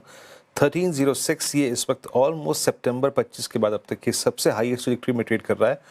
और मानस, ये प्रश्न मैं आपसे पूछूंगा, मोस्ट स्पेशली जो महत्वपूर्ण बात लग रही है वो ये है कि लगभग दिसंबर 24 यानी करीब 1.25 साल की जो फॉलिंग चैनल है वो ये स्टॉक बाइसेक्ट कर रहा है। मतलब डायरेक्टर साहब एक बार जरा रोल ओवर रखिएगा जरा प्लीज़। रोल ओवर बहुत इंप्रेस कर रहे हैं with strong put writing around 1200 नीचे की स्ट्राइक्स में। नेक्स्ट सीरीज में भी देख रहा हूँ मैं यहाँ पे। क्या लग रहा है आपको? आई मीन, कैरी करना चाहिए क्या लॉन्ग साइड पे डॉक्टर रेड्डी? 1.25 साल का ब्रेकआउट ये। तो देखिए, कैरी करना चाहिए क्योंकि जिस चैनल की आपने बात की उसके अपर बैंड को ऑलरेडी स्टॉक ने ब्रेक किया हुआ है। और उसके हिसाब से अगर एक टारगेट सेट करने हो ऊपर की तरफ तो 1380 रुपए के आसपास के आते हैं। यहाँ पर आप लॉन्ग साइड पे ट्रेड ले सकते हैं। आपको जो स्टॉप लॉस है वो लगाना है 1290 रुपए के नीचे। और या तो आप बेहतर रहेगा कि 1300 वाला कॉल ऑप्शन जो 43 रुपीज के आसपास ट्रेड हो रहा है उसमें आप 32 रुपए के स्टॉप लॉस खरीदारी करें। 60-65 रुपए तक के टारगेट स्टॉक इस ऑप्शन में देखने को मिल सकते हैं। ओके, बीरू, तबीयत ठीक है आपकी? कुछ वीकेंड पे कुछ हुआ तो नहीं? वो डॉक्टर पिछले 1-2 हफ्ते से जरा मेरा चक्कर रहा है डॉक्टर का, इसलिए मैं कहा डॉक्टर साहब कहाँ से आ गए। और हो जाता कई बार है ना कि ज़्यादा डॉक्टर के चक्कर लग जाए तो फिर वो दिमाग में वही रहता है। स्टॉक भी वही चुन रहे थे डॉक्टर रेड्डी। डॉक्टर आया वहाँ से, डॉक्टर वहीं से आया। दिक्कत डॉक्टर, हाँ नहीं बिल्कुल, स्टॉक का नाम भी डॉक्टर रेड्डी जी था तो इस वजह से वो एक वो जोक याद आ गया। वो एक कहते हैं ना, एक आदमी डॉक्टर के पास जाता है तो डॉक्टर कहता है कि हाँ भाई ये दवाई ले ली थी? कहता जी हाँ आपने दे दी थी, मैंने ले ली थी। बोले कि नहीं दवाई खाली थी? बोले नहीं, दवाई की शीशी तो भरी हुई थी। फिर बोलता है अरे मूर्ख, मैं पूछ रहा हूँ कि दवाई को पी लिया था क्या? बोले अरे डॉक्टर साहब पी लिया तो मुझे था, दवाई को तो था। तो खैर एनीवे, चलिए। अनुज, हुआ क्या कि फरवरी में हमने वो टेम्परेचर देखे हैं ना, दिल्ली में पूरा मिजाज बदल गया है ना। कहाँ 9 डिग्री वाला वो दिल्ली अब 30 डिग्री टेम्परेचर देख रहा है, तो लोग काफी आजकल डॉक्टर के पास जा रहे हैं। हाँ नहीं खैर टेम्परेचर्स काफ़ी तेज़ी से शिफ्ट हुए हैं, मैं सच बताऊं तो, और काफ़ी इसका बिल्कुल, जब मुझे याद है इवन मुंबई में 10-12 दिन पहले तक खैर मुंबई में ठंड नहीं पड़ती है, लेकिन जो एक आप सर यूएस से आए हो ना, नहीं एक महीने, हाँ वो अलग बात है, लेकिन जो एक महीने का एक फेज आता है जिसमें थोड़ा सा वेदर बहुत अच्छा लगता है ना एकदम, वो उसमें तो वो कम से कम एटलीस्ट अब एकदम से बहुत गर्मी है, एकदम से बहुत गर्मी है। और कल मैं सच बताऊं तो कल आई थिंक कितने अरसे के बाद मैंने पूरी रात एसी चलाया, जो मैं नॉर्मली नहीं करता हूँ। कल इतनी जैसा आपने बोला, मैं क्योंकि थोड़ा बाहर से उसका भी एक इम्पैक्ट रहा होगा, लेकिन इसी पर फोकस करते हैं। फिर देश में गर्मी ज़बरदस्त बढ़ने लगी है और पिछले हफ्ते मुंबई में इस सीज़न का सबसे गर्म दिन ऑलरेडी रिकॉर्ड कर लिया गया है। इसको स्टॉक मार्केट के एंगल से कैसे देखा जाए, एक बहुत ही इंटरेस्टिंग रिसर्च की है आशीष ने कि समर थीम को किस तरीके से मार्केट ट्रेड करती है। आशीष बताइए क्या कह रही है आपकी रिसर्च? सर गर्मी तो पड़ रही है, लेकिन इस समर थीम को मैंने बहुत अच्छी तरीके से समझा है कि कौन से स्टॉक्स होते हैं, क्या इम्पैक्ट होता है और स्टॉक में कैसा प्राइस एक्शन होता है। तो ये थीम तो ज़रूर काम करती है और इसको समझने के लिए पिछले 10 साल के डेटा को हमने सजेस्ट किया है और स्टॉक्स हमने लिए हैं, वोल्टास है, ब्लू स्टार है, सिम्फनी है, SRF, नवीन फ्लोराइन और वाडीलाल इंडस्ट्रीज। इनके तर्क एक एक करके आपको बताता हूं, लेकिन पिछले 10 सालों के अगर आप देखें तो एक आसान सा ट्रेड लोगों को ये समझ में आता है कि यार गर्मी पड़ रही है, कूलर बनाने वाली कंपनीज, AC बनाने वाली कंपनीज ले लीजिए, इनमें तेजी आएगी, लेकिन इनके ऑड्स में मज़ा नहीं है। आप देखिए वोल्टास में पिछले 10 साल में मार्च, अप्रैल और मई तीनों महीनों का डेटा है, 5 बार ही तेजी, यानी 5 बार तेजी 5 बार गिरावट है, तो इसमें कुछ खास मज़ा नहीं, 50-50 है। ब्लू स्टार की बात करें तो ऑड्स थोड़े से बेटर हो जाते हैं, जहां पर आप देख सकते हैं कि 7 बार 10 में से मार्च के महीने में पिछले 10 साल में तेजी देखने को मिली है, अप्रैल में भी 7 है और मई में सिर्फ 2। वहीं अगर आप बात करें कूलर बनाने वाली कंपनी जिसने पिछले 10 सालों में पैसा बनाकर दिया नहीं है लॉन्ग टर्म में, लेकिन यहाँ पर ऑड्स के हिसाब से देखें तो स्लाइटली थोड़ा सा बेटर है, 7 बार मार्च में, अप्रैल में 6 बार और मई में तकरीबन 4 बार तेजी यहाँ पर आपको देखने को मिली है। इसके अलावा अब इंटरेस्टिंग स्टॉक्स की बात करता हूं। अब 2 केमिकल कंपनीज आप लिस्ट में देख रहे होंगे, SRF और नवीन फ्लोराइन। कुछ लोगों को समझ में नहीं आएगा कि ये इस लिस्ट में क्यों है। दरअसल ये रेफ्रिजरेंट गैस बनाने वाली कंपनीज है। R32 का आपने नाम सुना होगा और ये मेजर कंपोनेंट है इनकी अर्निंग्स का और ज़्यादातर डिमांड इसी महीनों में देखने को मिलती है।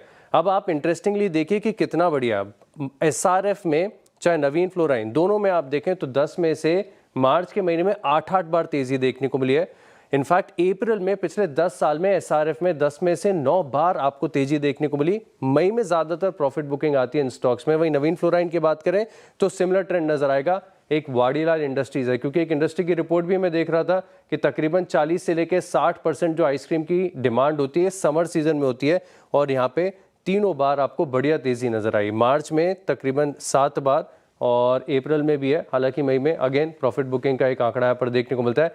लेकिन अब बात करते हैं प्राइस एक्शन की कि तेजी आती है तो कितनी आती है। तो देखिए वोल्टास में, ब्लू स्टार में और सिम्फनी में यहाँ पर बिल्कुल मजा नहीं आएगा और ये बड़े आसान से ट्रेड है। सबको लगता है इन्हीं स्टॉक्स में पैसा बन जाएगा समर के चलते, लेकिन देखिए मामूली 2-4% की तेजी यहाँ पर आपको देखने को मिली है। पिछले 10 साल का डेटा है, बड़ी बारीकी से हमने स्टडी किया। अब इंटरेस्टिंग वाले स्टॉक्स लेकर आता हूँ, यहाँ पर इन थीम्स पर आप खास फोकस रखिएगा।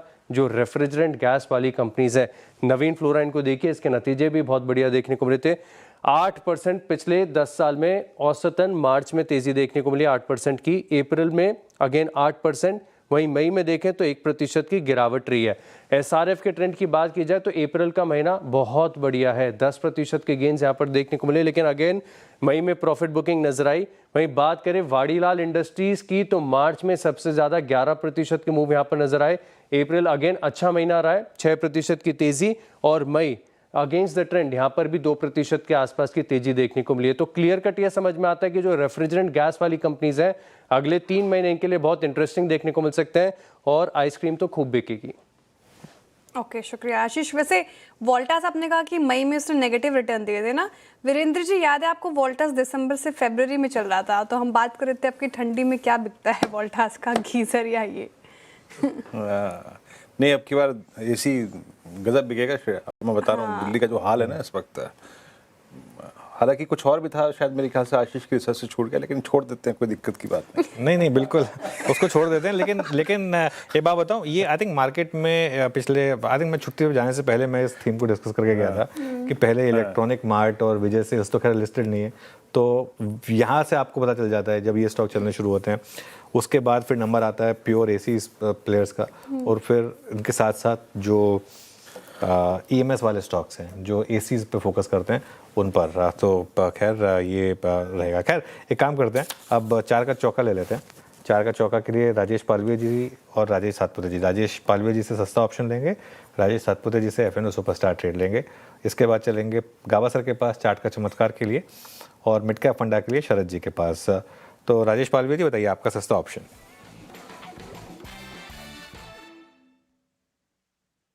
तो सस्ते ऑप्शन में अनुज जी यहाँ पे स्टॉक पसंद आ रहा है भारत फोर्ज, और भारत फोर्ज में एक सस्टेन्ड अप ट्रेंड देखने को मिला है। जिस तरीके का स्ट्रक्चर हमें लगता है मार्च सीरीज का, यहाँ पे स्लाइट इन द मनी 1800 की स्ट्राइक का कॉल ऑप्शन जो कि करीब 81 रुपीज के आसपास है, यहाँ पे बाय करने की सलाह है। अपसाइड के टारगेट 95-100 तक आते हुए दिख सकते हैं। On the down side stop loss suggest करेंगे करीब 70 रुपए के आसपास। ओके, भारत फौज 1821 पे। और राजेश सतपुते जी आपका FNO सुपरस्टार क्या पिक कर रहे हैं आप? वीरेंद्र जी देखिए, बहुत छोटे स्टॉप लॉस के साथ काम करूंगा, वो है डिलीवरी का स्ट्रक्चर देखे 430 के आसपास यहाँ पे एक बेस बन रहा है और उसी लेवल को वैसे रिस्पेक्ट कर रहा है। तो 429 के स्टॉप लॉस के साथ delivery limited is a buy in future. Stop loss के साथ अगर जाते हैं तो हमारा जो टारगेट बनता है या रेजिस्टेंस बनता है वो 442 से लेके 445 का होगा डिलीवरी। ओके, डिलीवरी ये होगी राजेश जी के पिक FNO सुपरस्टार में। गावस्कर चार्ट चमत्कार के क्या ढूंढा आपने? ध्यान है कोटक महिंद्रा बैंक पर, ट्रेड करा है कोटक महिंद्रा बैंक 430.45 पर, 2 रुपए का स्टॉप लगाएंगे 428 का। टारगेट होना चाहिए 440, 438 एक्चुअली सही रहेगा, कल तक हो सकता है possible Kotak Mahindra bank. Okay Sharad ji, mid cap फंडा के लिए क्या पिक कर रहे हैं आप? अब बॉर्डर लाइन मिड कैप जैसा है तो मुझे लगता है BHEL एक बढ़िया बेट होनी चाहिए। 90,000 करोड़ के आसपास का मार्केट कैप है। कंपनी थर्मल पावर में देश की जानी मानी कंपनी है। 2-2.25 लाख करोड़ का ऑर्डर बुक है। रिसेंटली OFS के प्राइस के बाद थोड़ा सा भाव नीचे है, बट हमें लगता है कि लॉन्ग टर्म ट्रैजेक्टरी काफी स्ट्रांग है जैसे जैसे लेगेसी ऑर्डर्स कम होते हैं। कंपनी लगातार एक्सपैंड भी कर रही है। ट्रांसमिशन में काफी बढ़िया रिक्वायरमेंट रहनी चाहिए, HVDC में, इंडस्ट्रियल इलेक्ट्रिफिकेशन में, ग्रिड मॉडर्नाइजेशन, प्लस रिन्यूएबल्स में कंपनी ने काफी पोजीशंस बनाई है। इलेक्ट्रोलाइजर्स, हाइड्रोजन, सोलर, ये सब लॉन्ग टर्म ट्रैजेक्टरी को भी सपोर्ट करेंगे। हमें लगता है डिफेंस और एरोस्पेस और मोबिलिटी और इलेक्ट्रिफिकेशन में भी कंपनी की प्रेजेंस है। तो ग्रेजुअली अब डाइवर्सिफाई भी हो गया, बहुत ज्यादा पावर पे डिपेंडेंट नहीं है। तो आने वाले समय में हमें लगता है नंबर्स में उतनी वोलेटिलिटी नहीं रहेगी, ऑर्डर अक्रेशन भी स्ट्रॉन्ग रहना चाहिए। तो अगले साल हम ये उम्मीद करें कि कंपनी 9.5-10 रुपए के आसपास की अर्निंग्स डिक्लेयर कर देगी। मार्जिन में स्ट्रॉन्ग इंप्रूवमेंट दिखना चाहिए और 35-40 का मल्टीपल मिलना बहुत मुश्किल नहीं होना चाहिए। तो 400 के शुरुआती लक्ष्य के हिसाब से BHEL मिड कैप फंड के लिए पसंद आ रहा है शरद जी को, और 400 के शुरुआती लक्ष्य भी दिए गए हैं। एक रिकैप 4 का चौका का आपके लिए लेकर आ जाते हैं। हमने शुरुआत की सस्ता ऑप्शन के साथ, राजेश पालवे जी ने सुझाया भारत फोर्ज आज का स्पॉटलाइट और शानदार रैली इस पर्टिकुलर काउंटर में 100 तक के टारगेट देख रहे हैं वो, और 70 का स्टॉप लॉस लगाना है। 1800 का कॉल में आपको पार्टिसिपेट करना है। FNO सुपरस्टार के लिए राजेश सातपुते जी को डिलीवरी पसंद आ रहा है। फ्यूचर्स में खरीदारी गिराए 445 के टारगेट देख रहे हैं वो, 429 का लगाना है आपको स्टॉप लॉस। गावस्कर ने चार्ट का चमत्कार के लिए चुना कोटक महिंद्रा बैंक, अच्छी स्ट्रेंथ इस पर्टिकुलर काउंटर में आज, और 438 के टारगेट एक्सपेक्टेड है उनकी तरफ से। 428 का स्टॉप लॉस लगाने को कह रहे हैं वो। और मिड कैप फंडा के लिए शरद जी ने BHEL चुना है। 400 के शुरुआती लक्ष्य हैं और लंबी अवधि के नजरिए से काफ़ी अच्छा लग रहा है उनको, इसलिए खरीदारी की राय है। तो ये 4 का चौका की बात होगी, लेकिन अब वक्त हो रहा है एक छोटे से ब्रेक का। ब्रेक के उस पार फिर हाजिर होंगे और बात करेंगे बिग मार्केट वॉइस की कड़ी में DR चौकसी के देवेंद्र चौकसी जी से। बने रही सेल्फी से आपके साथ।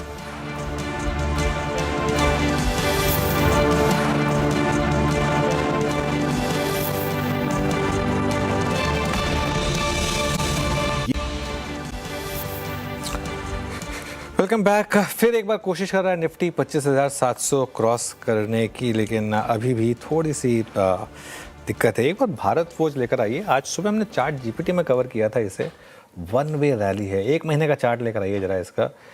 एक्चुअली 2 हफ्ते का चार्ट ज़्यादा बेटर रहेगा, क्योंकि अर्निंग्स के बाद से जो इम्पैक्ट है वो आपको 2 हफ्ते के चार्ट में दिखाई देगा। हाँ, ये देखिए, जब से वो अर्निंग्स आई हैं और उसके बाद कमेंट्री आई थी मैनेजमेंट की, वन वे रैली है, करीब करीब 15% का शानदार मूव यहाँ पर इस समय।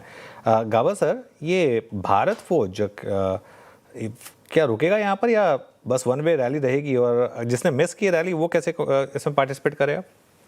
जिसने मिस की कोई बात नहीं, अभी भी ले सकता है, क्योंकि अभी 1831 पे ट्रेड कर रहा है भारत को। थोड़ा स्ट्रेच है नो डाउट, लेकिन जो उसकी स्ट्रक्चर है उसके हिसाब से लगता तो है कि 2000 तक जाना चाहिए। मतलब यहाँ से 1830 और 2000 करीब 170 रुपए का मूव अब भी बाकी है, क्योंकि जो कंसोलिडेशन हुआ है करीब 7 दिन का कंसोलिडेशन हुआ है, और वो है रनिंग करेक्शन। रनिंग करेक्शन में तेजी मिलती है, तो मेरे स्टॉप लगाना पड़ेगा करीब 1800 का and try to chase it. Miss हो तो कोई बात नहीं, क्वांटिटी कम कर सकते हैं, लेकिन ये चेस करने लायक है भारत फौज चेज कर सकते हैं। चलिए अब बात करते हैं मार्केट के बड़े ट्रेंड की। हमारे साथ बिग मार्केट वॉइसेस में जुड़े हैं DR चोकसी फिनसर्व के मैनेजिंग डायरेक्टर देवेन चोकसी। देवेन जी, गुड आफ्टरनून। देवेन जी, मार्केट में मोमेंटम तो है पॉजिटिव साइड पर, क्लियरली वो ट्रेड डील हुई, उसके बाद हालांकि टैरिफ पर अब वापस फ्लिप फ्लॉप चल रहा है, लेकिन अर्निंग सीजन भी ठीक ठाक रहा। क्या मार्केट में वापस एक नई तेजी की शुरुआत हुई, क्या ये कहा जा सकता है? अनुज, गुड आफ्टरनून।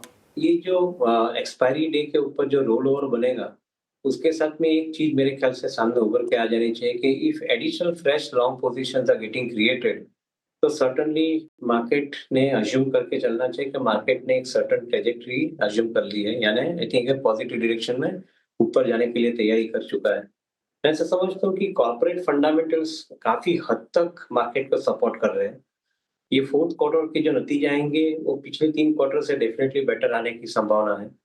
तो मैं ऐसा समझता हूँ कि ओवरऑल टेलविंड जिसको हम बोलते हैं या थ्रस्ट जिसको बोलते हैं, I think that is very very strong as far as the market is concern. Fortunately ये मार्केट के अंदर प्राइस करेक्शन आके I think some of the large cap companies जिसके ऊपर इंडेक्स का प्रभाव है, तो वो कंपनियां आज की तारीख में आपको शायद कंपैरेटिवली लोअर वैल्यूएशन के साथ में मिल रही है। तो आगे का जो हेडरन है वो करीबन 15 से 20% का अपसाइड का काफी स्टॉक्स के अंदर हमें दिख रहा है। तो सर्टनली एज्यूम करके चलते हैं कि जो मार्च महीने का जो शुरुआत होता है उसके अंदर may be market will probably start showing up relatively better performance on the upside. जो कंसोलिडेशन अभी तक हुआ है उसके बेसिस पे भी देखें तो शायद some of the good quality stocks in respective space could possibly show relatively better performance year after. Deven ji, आपके आने से पहले हम डिस्कस कर रहे थे कुछ emerging themes and as per the climate, है ना, एज पर द टेम्परेचर, जो दिल्ली NCR में नॉर्थ इंडिया में टेम्परेचर बढ़ रहा है, उसके चलते हम बात कर रहे थे वाइट गुड्स सेगमेंट में।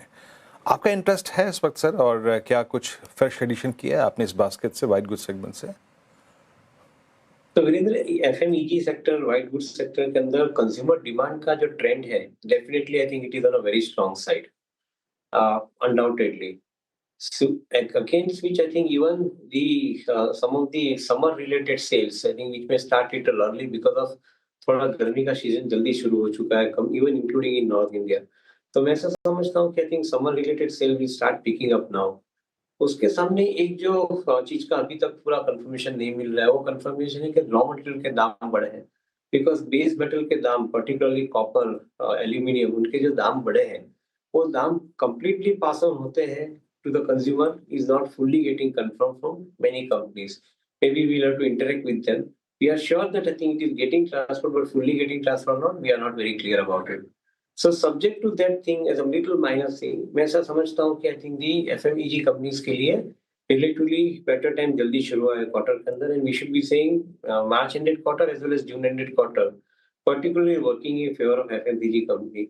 Now, whether we have identified companies at this point of time in the portfolio, the names are known, frankly, but whether we are putting money behind it, answer is no. We are not immediately allocating funds into that space. Versus some of the long-term oriented businesses which we find very meaningful, वहाँ पे हम शायद at this point of time we are allocating larger fund, including from our BMS. Deven जी, जब हम school में थे ना, तो कई बार हम एक टर्मिनोलॉजी यूज़ करते थे कि मार मार के शक्ल बदल दी। IT स्टॉक्स में इस समय वही चल रहा है ना, मतलब प्राइस देखकर यकीन नहीं हो रहा कि ये इन स्टॉक्स के प्राइस हो सकते हैं। TCS, इन्फोसिस, जिस तरीके की पिटाई हुई है यहाँ पर वन वे, और अभी भी डाउनग्रेड पर डाउनग्रेड आ रहे हैं। आप क्या कर रहे हैं? क्या हिम्मत करके इन स्टॉक्स को ले रहे हैं, या अभी strictly avoid?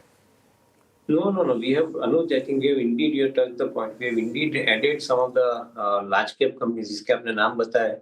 With a disclaimer, I must say this, but yes, we have Infosys, TCS kind of companies we have added into the portfolio.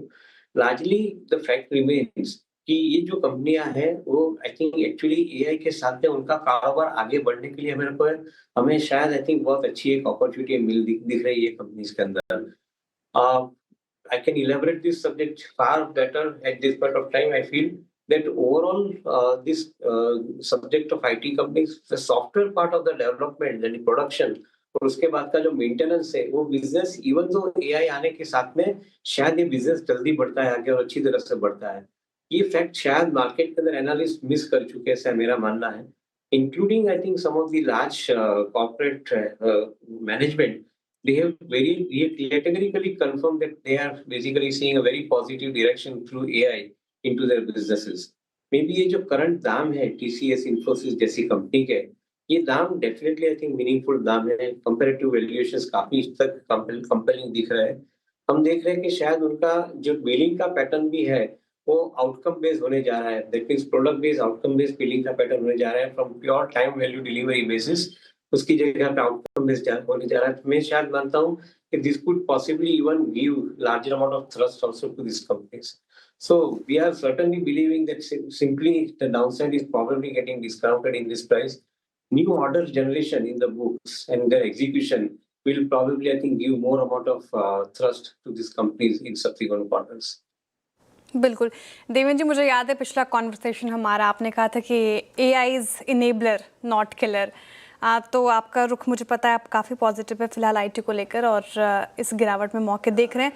लेकिन सर पीएसयू बैंकिंग स्पेस ने जिस तरीके से स्ट्रेंथ दिखाई है पिछले कुछ सत्रों से, PSU bank as a space काफ़ी अच्छा नज़र आ रहा है. लेकिन प्राइवेट बैंक वही दूसरी ओर देखें, हालांकि कुछ काउंटर्स साथ देने की कोशिश कर रहे हैं लेकिन फिर भी वो कन्विक्शन नहीं बन पा रही है.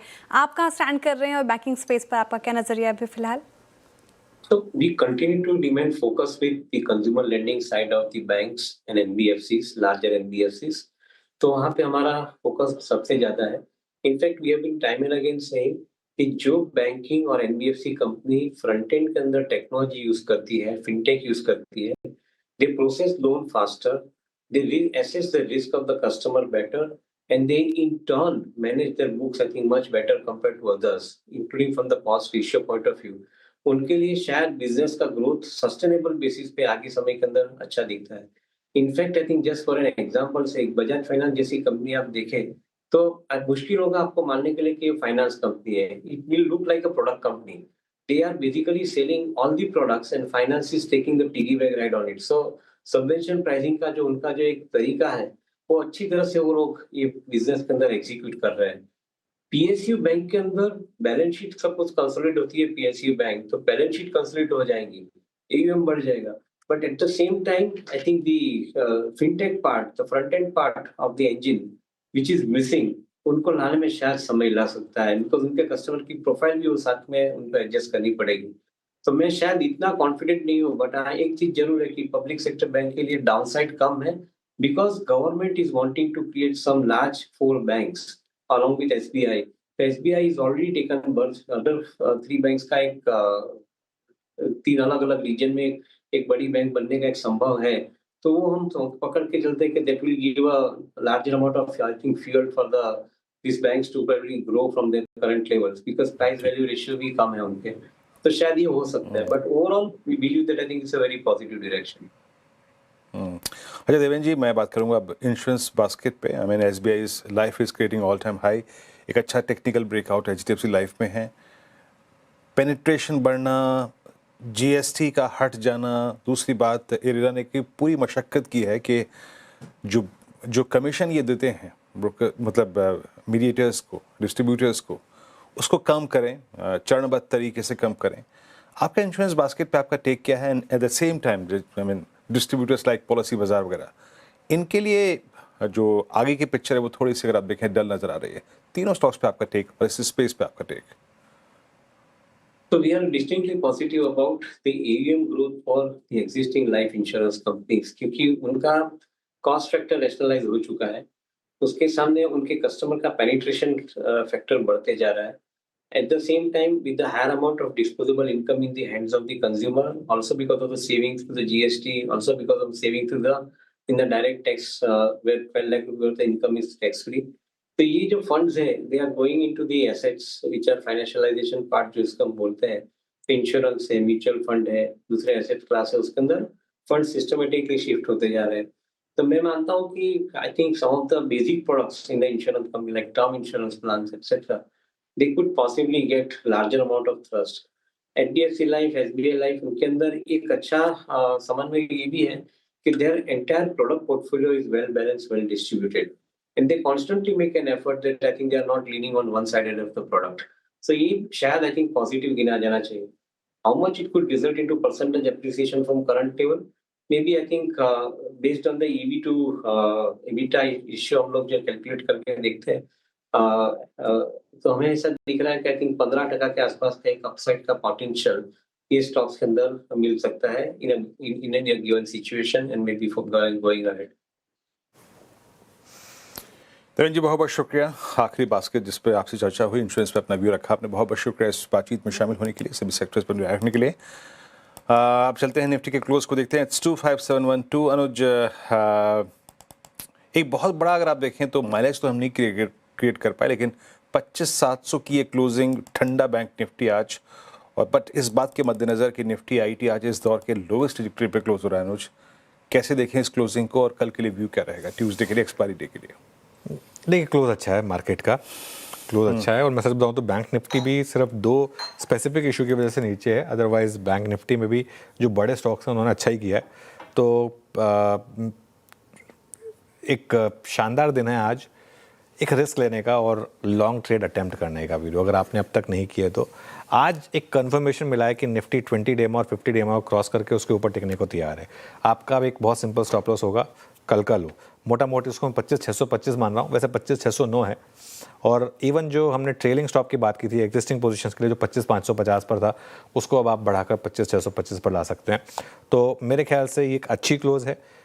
इतना सब कुछ होने के बाद, इतना 2-3 बड़े एक्सीडेंट होने के बाद, इतना बैंक निफ्टी पे ड्रैग होने के बाद, इतना निफ्टी आईटी पर ड्रैग होने के बाद, इस तरीके का परफॉर्मेंस तो ये आपको बता रहा है कि कहीं ना कहीं जो मार्केट है ये एक स्ट्रेंथ में है, और इसको आप चाहें तो कैरी करें और फ्रेश पोजीशन लें. कल लग गया स्टॉप लॉस तो लग गया, बैड लक, लेकिन मुझे लगता है कि थोड़ी हिम्मत करनी चाहिए आपको, स्ट्रेंथ है मार्केट में. चलिए अब एक काम करते हैं, नूपुर के पास चलते हैं और डीलिंग रूम चेक करते हैं. डीलर से क्या फीडबैक मिल रहा है आज, कौन से 2 स्टॉक्स फोकस में है? नूपुर बताइए जरा. बिल्कुल, दो स्टॉक फोकस में. सबसे पहले भारत फोर्ज, यहाँ पे एक अच्छी बाइंग देखने को मिल रही है डीलर्स डेस्क पे. इंस्टीट्यूशनल जो डिलीवरी बेस्ड बाइंग है यहाँ पे आपको दिखेगी. वॉल्यूम्स की बात करें तो हायर वॉल्यूम पे स्टॉक ट्रेड करा है. एनएससी का जो लेटेस्ट डेटा है उसके अकॉर्डिंग देखें तो डिलीवरी वॉल्यूम 54% आपको दिखेगा, और ओपन इंटरेस्ट भी देखें तो लॉन्ग पोजिशन यहाँ पे बनती हुई नजर आ रही. 3% से ज़्यादा का अप मूव यहाँ पर भी देखने को मिला है. तो डिलीवरी बेस्ड बाइंग इंस्टीट्यूशन की तरफ से डीलर डेस्क पे भारत फोर्ज में हो रही है. साथ ही साथ डॉक्टर रेड्डीज यहाँ पर भी फोकस है, क्योंकि डीलर्स की ओर से यहाँ पर भी शेयर में खरीदारी ही देखने को मिल रही है. वॉल्यूम्स यहाँ पे भी आपको हायर लेवल पे नजर आएंगे. डिलीवरी बेस्ड वॉल्यूम ये काफ़ी इंपॉर्टेंट होता है, ये 58% है अभी फिलहाल एनएससी की वेबसाइट पे, और ओपन इंटरेस्ट भी देखें तो 2% से ज़्यादा आपको दिखेगा. तो दोनों में ही डिलीवरी बेस्ड इंस्टीट्यूशनल बाइंग देखने को मिल रही है, भारत फोर्ज और डॉक्टर रेड्डीज में. ओके, भारत फोर्ज और डॉक्टर रेड्डीज डीलर्स की तरफ से ये 2 स्टॉक्स आए हैं. यहाँ पर बेट लगती हूँ. शुक्रिया नूपुर जानकारी के लिए. लेकिन हमारे पैनल क्या पिक कर रहे हैं वो समझ लेते हैं. BTST और STBT ट्रेड्स लेना शुरू करते हैं. बताइए राजेश पालवे जी, क्या कैरी कर रहे हैं आप कल के लिए? तो यहाँ पे मैरिको पसंद आ रहा है. मैरिको में देखें तो डे हाई की तरफ स्टॉक ट्रेड करते हुए देखने को मिला, और ये क्लियर आउट परफॉर्मिंग स्टॉक है पूरे FMCG बास्केट का. हमें लगता है कि आज देखें तो सेकंड हाफ में स्पेशली सारे FMCG स्टॉक्स में एक बाइंग इंटरेस्ट लौटते हुए दिखा है. तो मैरिको यहाँ पे पसंद आ रहा है फॉर BTST, और अपसाइड के टारगेट यहाँ पे 815 से लेके 820 की तरफ आते हुए दिख सकते हैं. On the down side stop loss होना चाहिए करीब 788 के आसपास. ओके, चलिए तो ये इस समय आपके लिए राजेश जी की पिक होगी मैरिको. गाबा सर, आप क्या कैरी करेंगे? मैं वही कैरी कर. मैंने एक फ्राइडे को स्टॉक किया था सीमेंस, उसका टारगेट था 3250, वो तो उसी दिन अचीव हो गया. लेकिन अब स्टॉप लॉस करना चाहिए 3250. अब ट्रेड करें 3300. फर्स्ट टारगेट 3360, और हायर जोन देखने को मिल सकते हैं सीमेंस में. तो 3360 के लिए सीमेंस. ओके सिमंस 3302 पे आपका बाय कॉल है। मानस आपका ट्रेड ट्यूसडे मॉर्निंग के लिए। तो देखिए एचडीएफसी लाइफ के फ्यूचर में खरीदारी करेंगे। एचडीएफसी लाइफ में देखें तो स्टॉक ने अपने 200 मूविंग एवरेज को रिगेन कर लिया है। हाई टॉप से हाई बॉटम का ट्रेंड है। तो जो मार्च मंथ का फ्यूचर है 745 पे ट्रेड हो रहा है। स्टॉप लॉस आपको 737 का लगाना है और टारगेट सेट करने हैं 760 रुपए के। एचडीएफसी लाइफ इंश्योरेंस काउंटर्स में अच्छी तेजी। राजेश सातपुते जी, आप क्या कैरी करेंगे मंगलवार के लिए? हाँ श्रेया, देखिए नेस्ले इंडिया का चार्ट मुझे अच्छा लगता है। 1300 के ऊपर 1312 चल रहा है, तो 1300 के हिसाब से देखें तो हमारा स्टॉप लॉस होगा 1295 का। और इसका बीटीएसटी का टारगेट का जो रेंज है वो 1340 से लेके 1360 का होगा। ओके अरुण जी, आपने क्या पिक किया कल के लिए? अनुज जी, सन फार्मा के साथ जाना चाहूंगा। डॉक्टर रेड्डी, सन फार्मा दोनों में ही ब्रेकआउट है। डॉक्टर रेड्डी ऑलरेडी डिस्कस हो चुका है। सन फार्मा मुझे लग रहा है यहाँ से कैचअप रैली दिखा सकता है, तो 1720 का स्टॉप लॉस लगा के बाई करने की सलाह है। 1755 तक के टारगेट आ सकते हैं, तो बीटीएससी ट्रेड के लिए सन फार्मा को लेकर चल सकते हैं। चलिए सन फार्मा ये हो गई अरुण जी की ट्रेड। वीरू के पास चलते हैं मार्केट ब्रेथ के लिए। आज की वीरू कैसी रही? मार्केट ब्रेथ ठीक रही अनुज, स्पेशली थोड़ा डैमेज कंट्रोल जो था टुवर्ड्स क्लोज हुआ। आखिरी के 1 घंटे में हमने निफ्टी में करीब 80 पॉइंट का रिवर्सल देखा। हम 25700 और कल का सबसे बड़ा कॉल आइटर यही है 25700 वीकली एक्सपायरी का। उस मद्देनजर फिर भी ये अच्छा अगर आप देखें ब्रेथ है, क्योंकि 71 लॉन्ग है, सबसे स्ट्रॉन्गेस्ट फिगर लॉन्ग की है। स्क्रीन पे लेके आइए शॉर्ट कवरिंग 54, 30 में शॉर्ट कम था, लॉन्ग अनवाइंडिंग। हालांकि प्रॉफिट्स को कैश में कन्वर्ट करेंगे टेंडेंसी, और आपको नजर आएगा क्योंकि आज कुछ बिग प्राइस डैमेज थे, उसके लिए चलते नजर आएगा।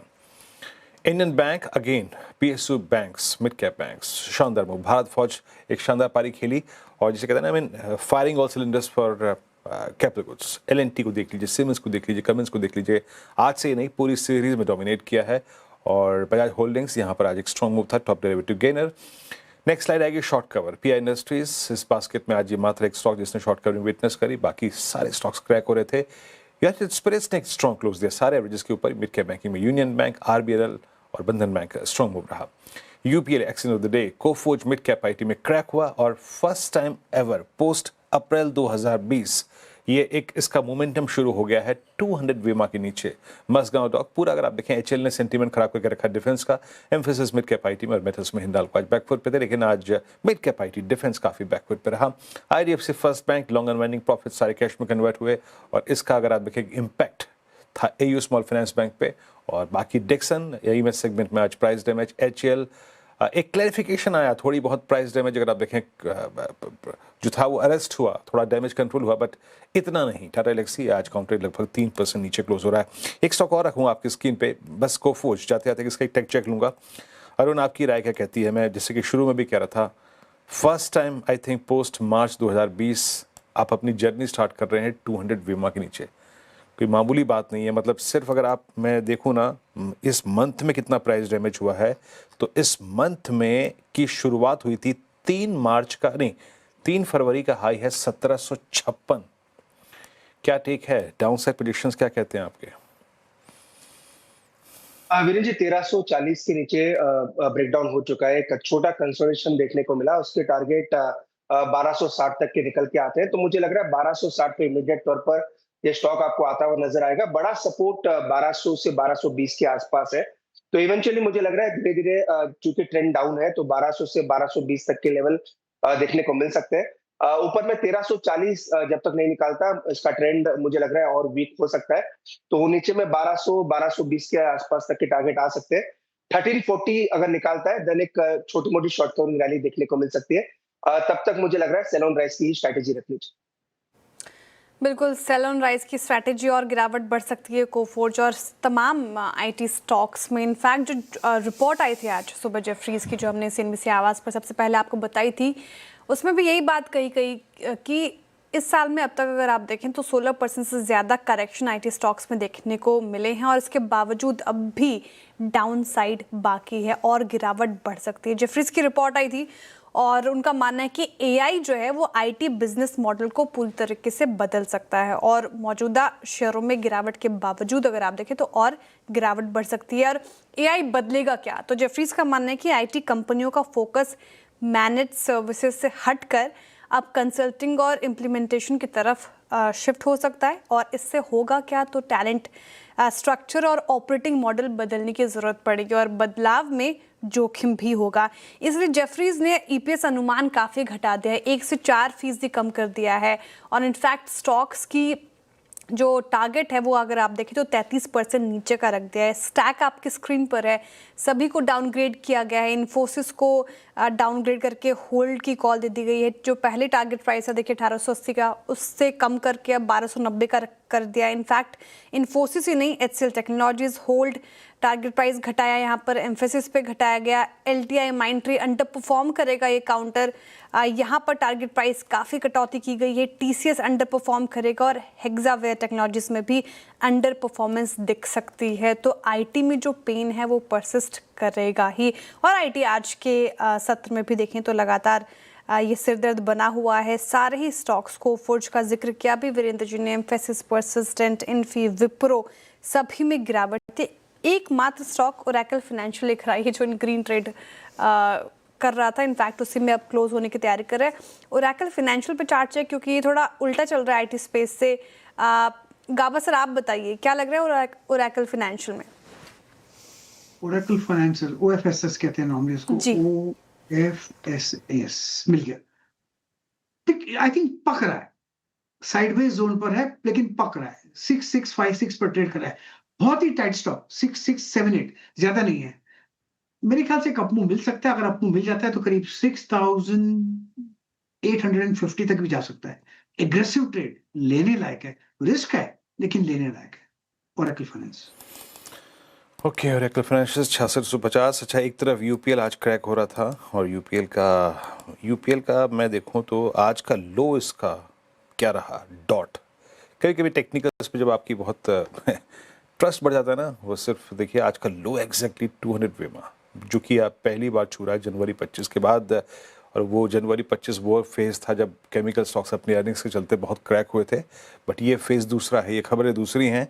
और दूसरा स्टॉक था दैट्स SRF, 1.5% नीचे ये भी क्रैक हुआ। मानस SRF तो आप पहले भी शॉर्ट कर चुके हैं, व्यू शेयर कर चुके हैं।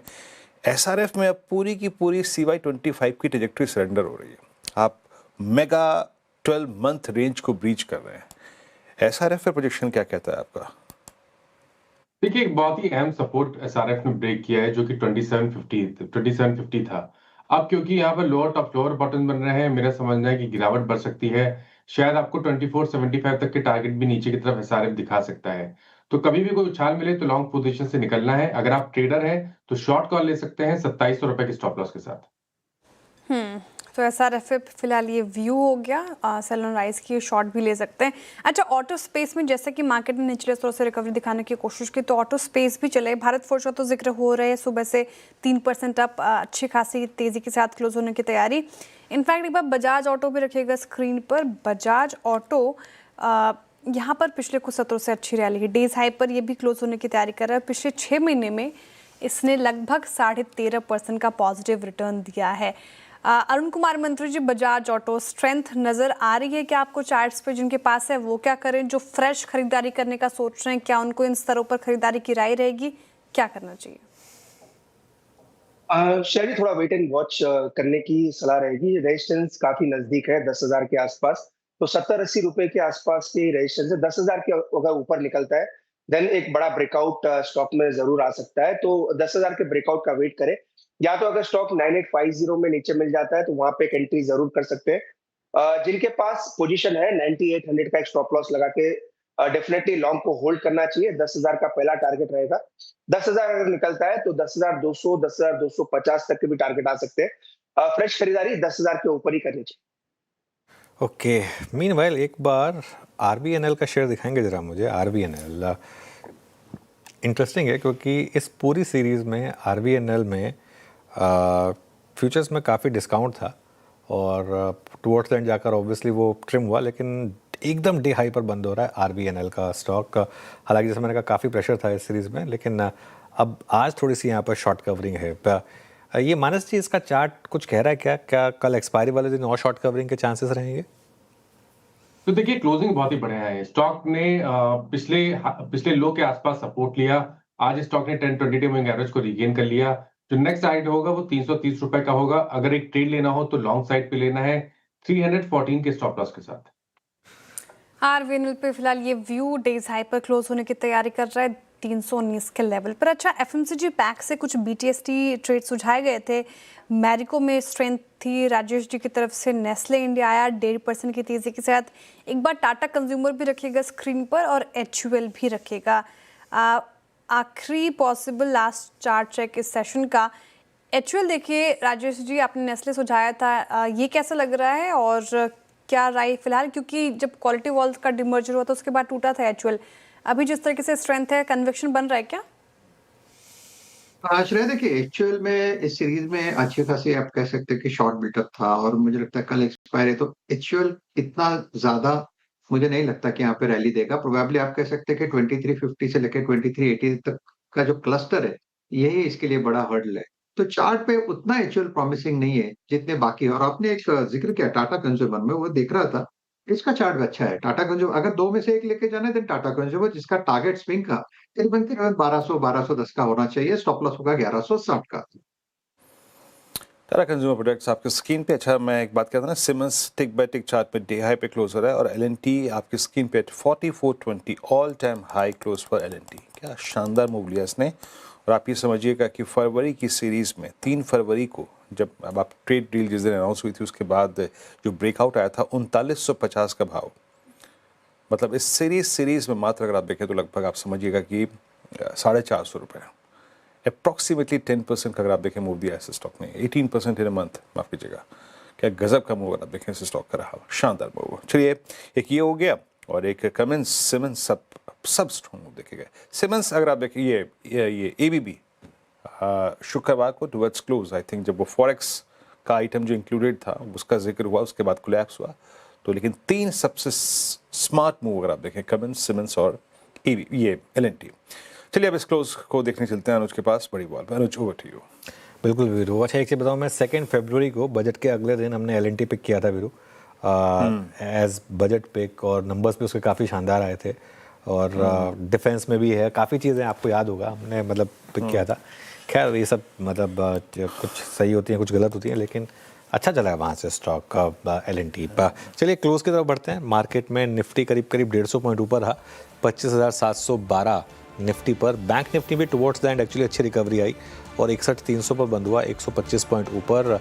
निफ्टी आईटी लेकिन करीब 500 पॉइंट नीचे, फिर से एक बार पिटाई 1.5% नीचे, आज एक और डाउनग्रेड। मिड कैप इंडेक्स 0.5% नीचे था, लेकिन स्मॉल कैप 1/3% ऊपर था और यही कारण है कि ब्रेड्थ खराब नहीं थी। ब्रेड्थ जो थी वो ऑलमोस्ट 1:1 की थी, 1411 वर्सेस 1582। सेक्टोरल गेनर्स देखते हैं एक बार जरा आज के क्या रहे। उसमें सबसे ऊपर फिर पीएसयू बैंक्स एक बार करीब 1.5% की रैली रही यहाँ पर। फाइनेंशियल्स में अच्छी रैली थी, ऑटोज़, और आई थिंक अगेन आज सुबह हमने जो 3 सेक्टर्स पिक किए थे वो यही थे, एनबीएफसीज, ऑटोज़ और पीएसयू बैंक। मार्केट में स्ट्रेंथ यहीं पर है क्लियरली, और वहीं मार्केट रिवॉर्ड भी कर रहा है। एफएमसीजी, ऑयल एंड गैस और फार्मा, यहाँ पर भी तेज़ी थी। नीचे क्या आया, ऑब्वियसली आईटी सबसे ऊपर 1.5%, इसके अलावा डिफेंस और मेटल्स। अब निफ्टी गेनर्स पर आते हैं। निफ्टी गेनर्स में देखते हैं कोटक महिंद्रा बैंक था, अदानी पोर्ट्स था, डॉक्टर रेड्डीज था, एचडीएफसी लाइफ, अल्ट्राटेक सीमेंट और नेस्ले इंडिया। लूजर्स में आपको 1-2 आईटी स्टॉक्स दिखाई देंगे, विप्रो, इन्फोसिस, टेक महिंद्रा, एक मेटल नेम हिंडाल्को और इसके अलावा सिप्ला। सरप्राइजिंगली ओएनजीसी भी आज नीचे था जबकि क्रूड ऊपर आया था। अब आ जाते हैं हम जरा तो क्लोज बेसिकली मार्केट की अच्छी रही। मैं फिर से कहूँगा एक बार 25,700। अब एडजस्टेड क्लोज देख लेते हैं एक बार कहाँ पर होगी, क्योंकि काफ़ी कुछ मूव जो है वो लास्ट के 30 मिनट्स में आए। तो ठीक है, जहाँ पर प्रोविजनल क्लोज है वहीं पर एडजस्टेड क्लोज भी होगी करीब 25,713 पर। जी हाँ, बिल्कुल अनुज, कहते हैं ना संघर्ष जारी है। मैं संघर्ष शब्द का इस्तेमाल इसलिए कर रहा हूँ क्योंकि 1.5% निफ्टी आईटी स्लाइड हुआ, उसके बावजूद आप 25,700 की ट्रैजेक्टरी में क्लोज कर रहे हैं, ये बेहद शानदार है। खैर चलिए, अब जो सेशन था वैसा गुजर गया। अब कल एक्सपायरी की बारी है, मंगलवार वीकली कॉन्ट्रैक्ट, अच्छा माफ़ कीजिएगा, कल एक्सपायरी का दिन है, तो कल उस पर नजर रहेगी। स्टैट्स क्या कहते हैं रोल ओवर्स के, साथ ही साथ अगर आप देखें बाकी स्टैट्स क्या करें, सब पे बातचीत करेंगे। कल सुबह फिर ये पैनल आपसे मुलाकात करेगा मॉर्निंग कॉल पुनः की तैयारी। तब तक के लिए नमस्कार।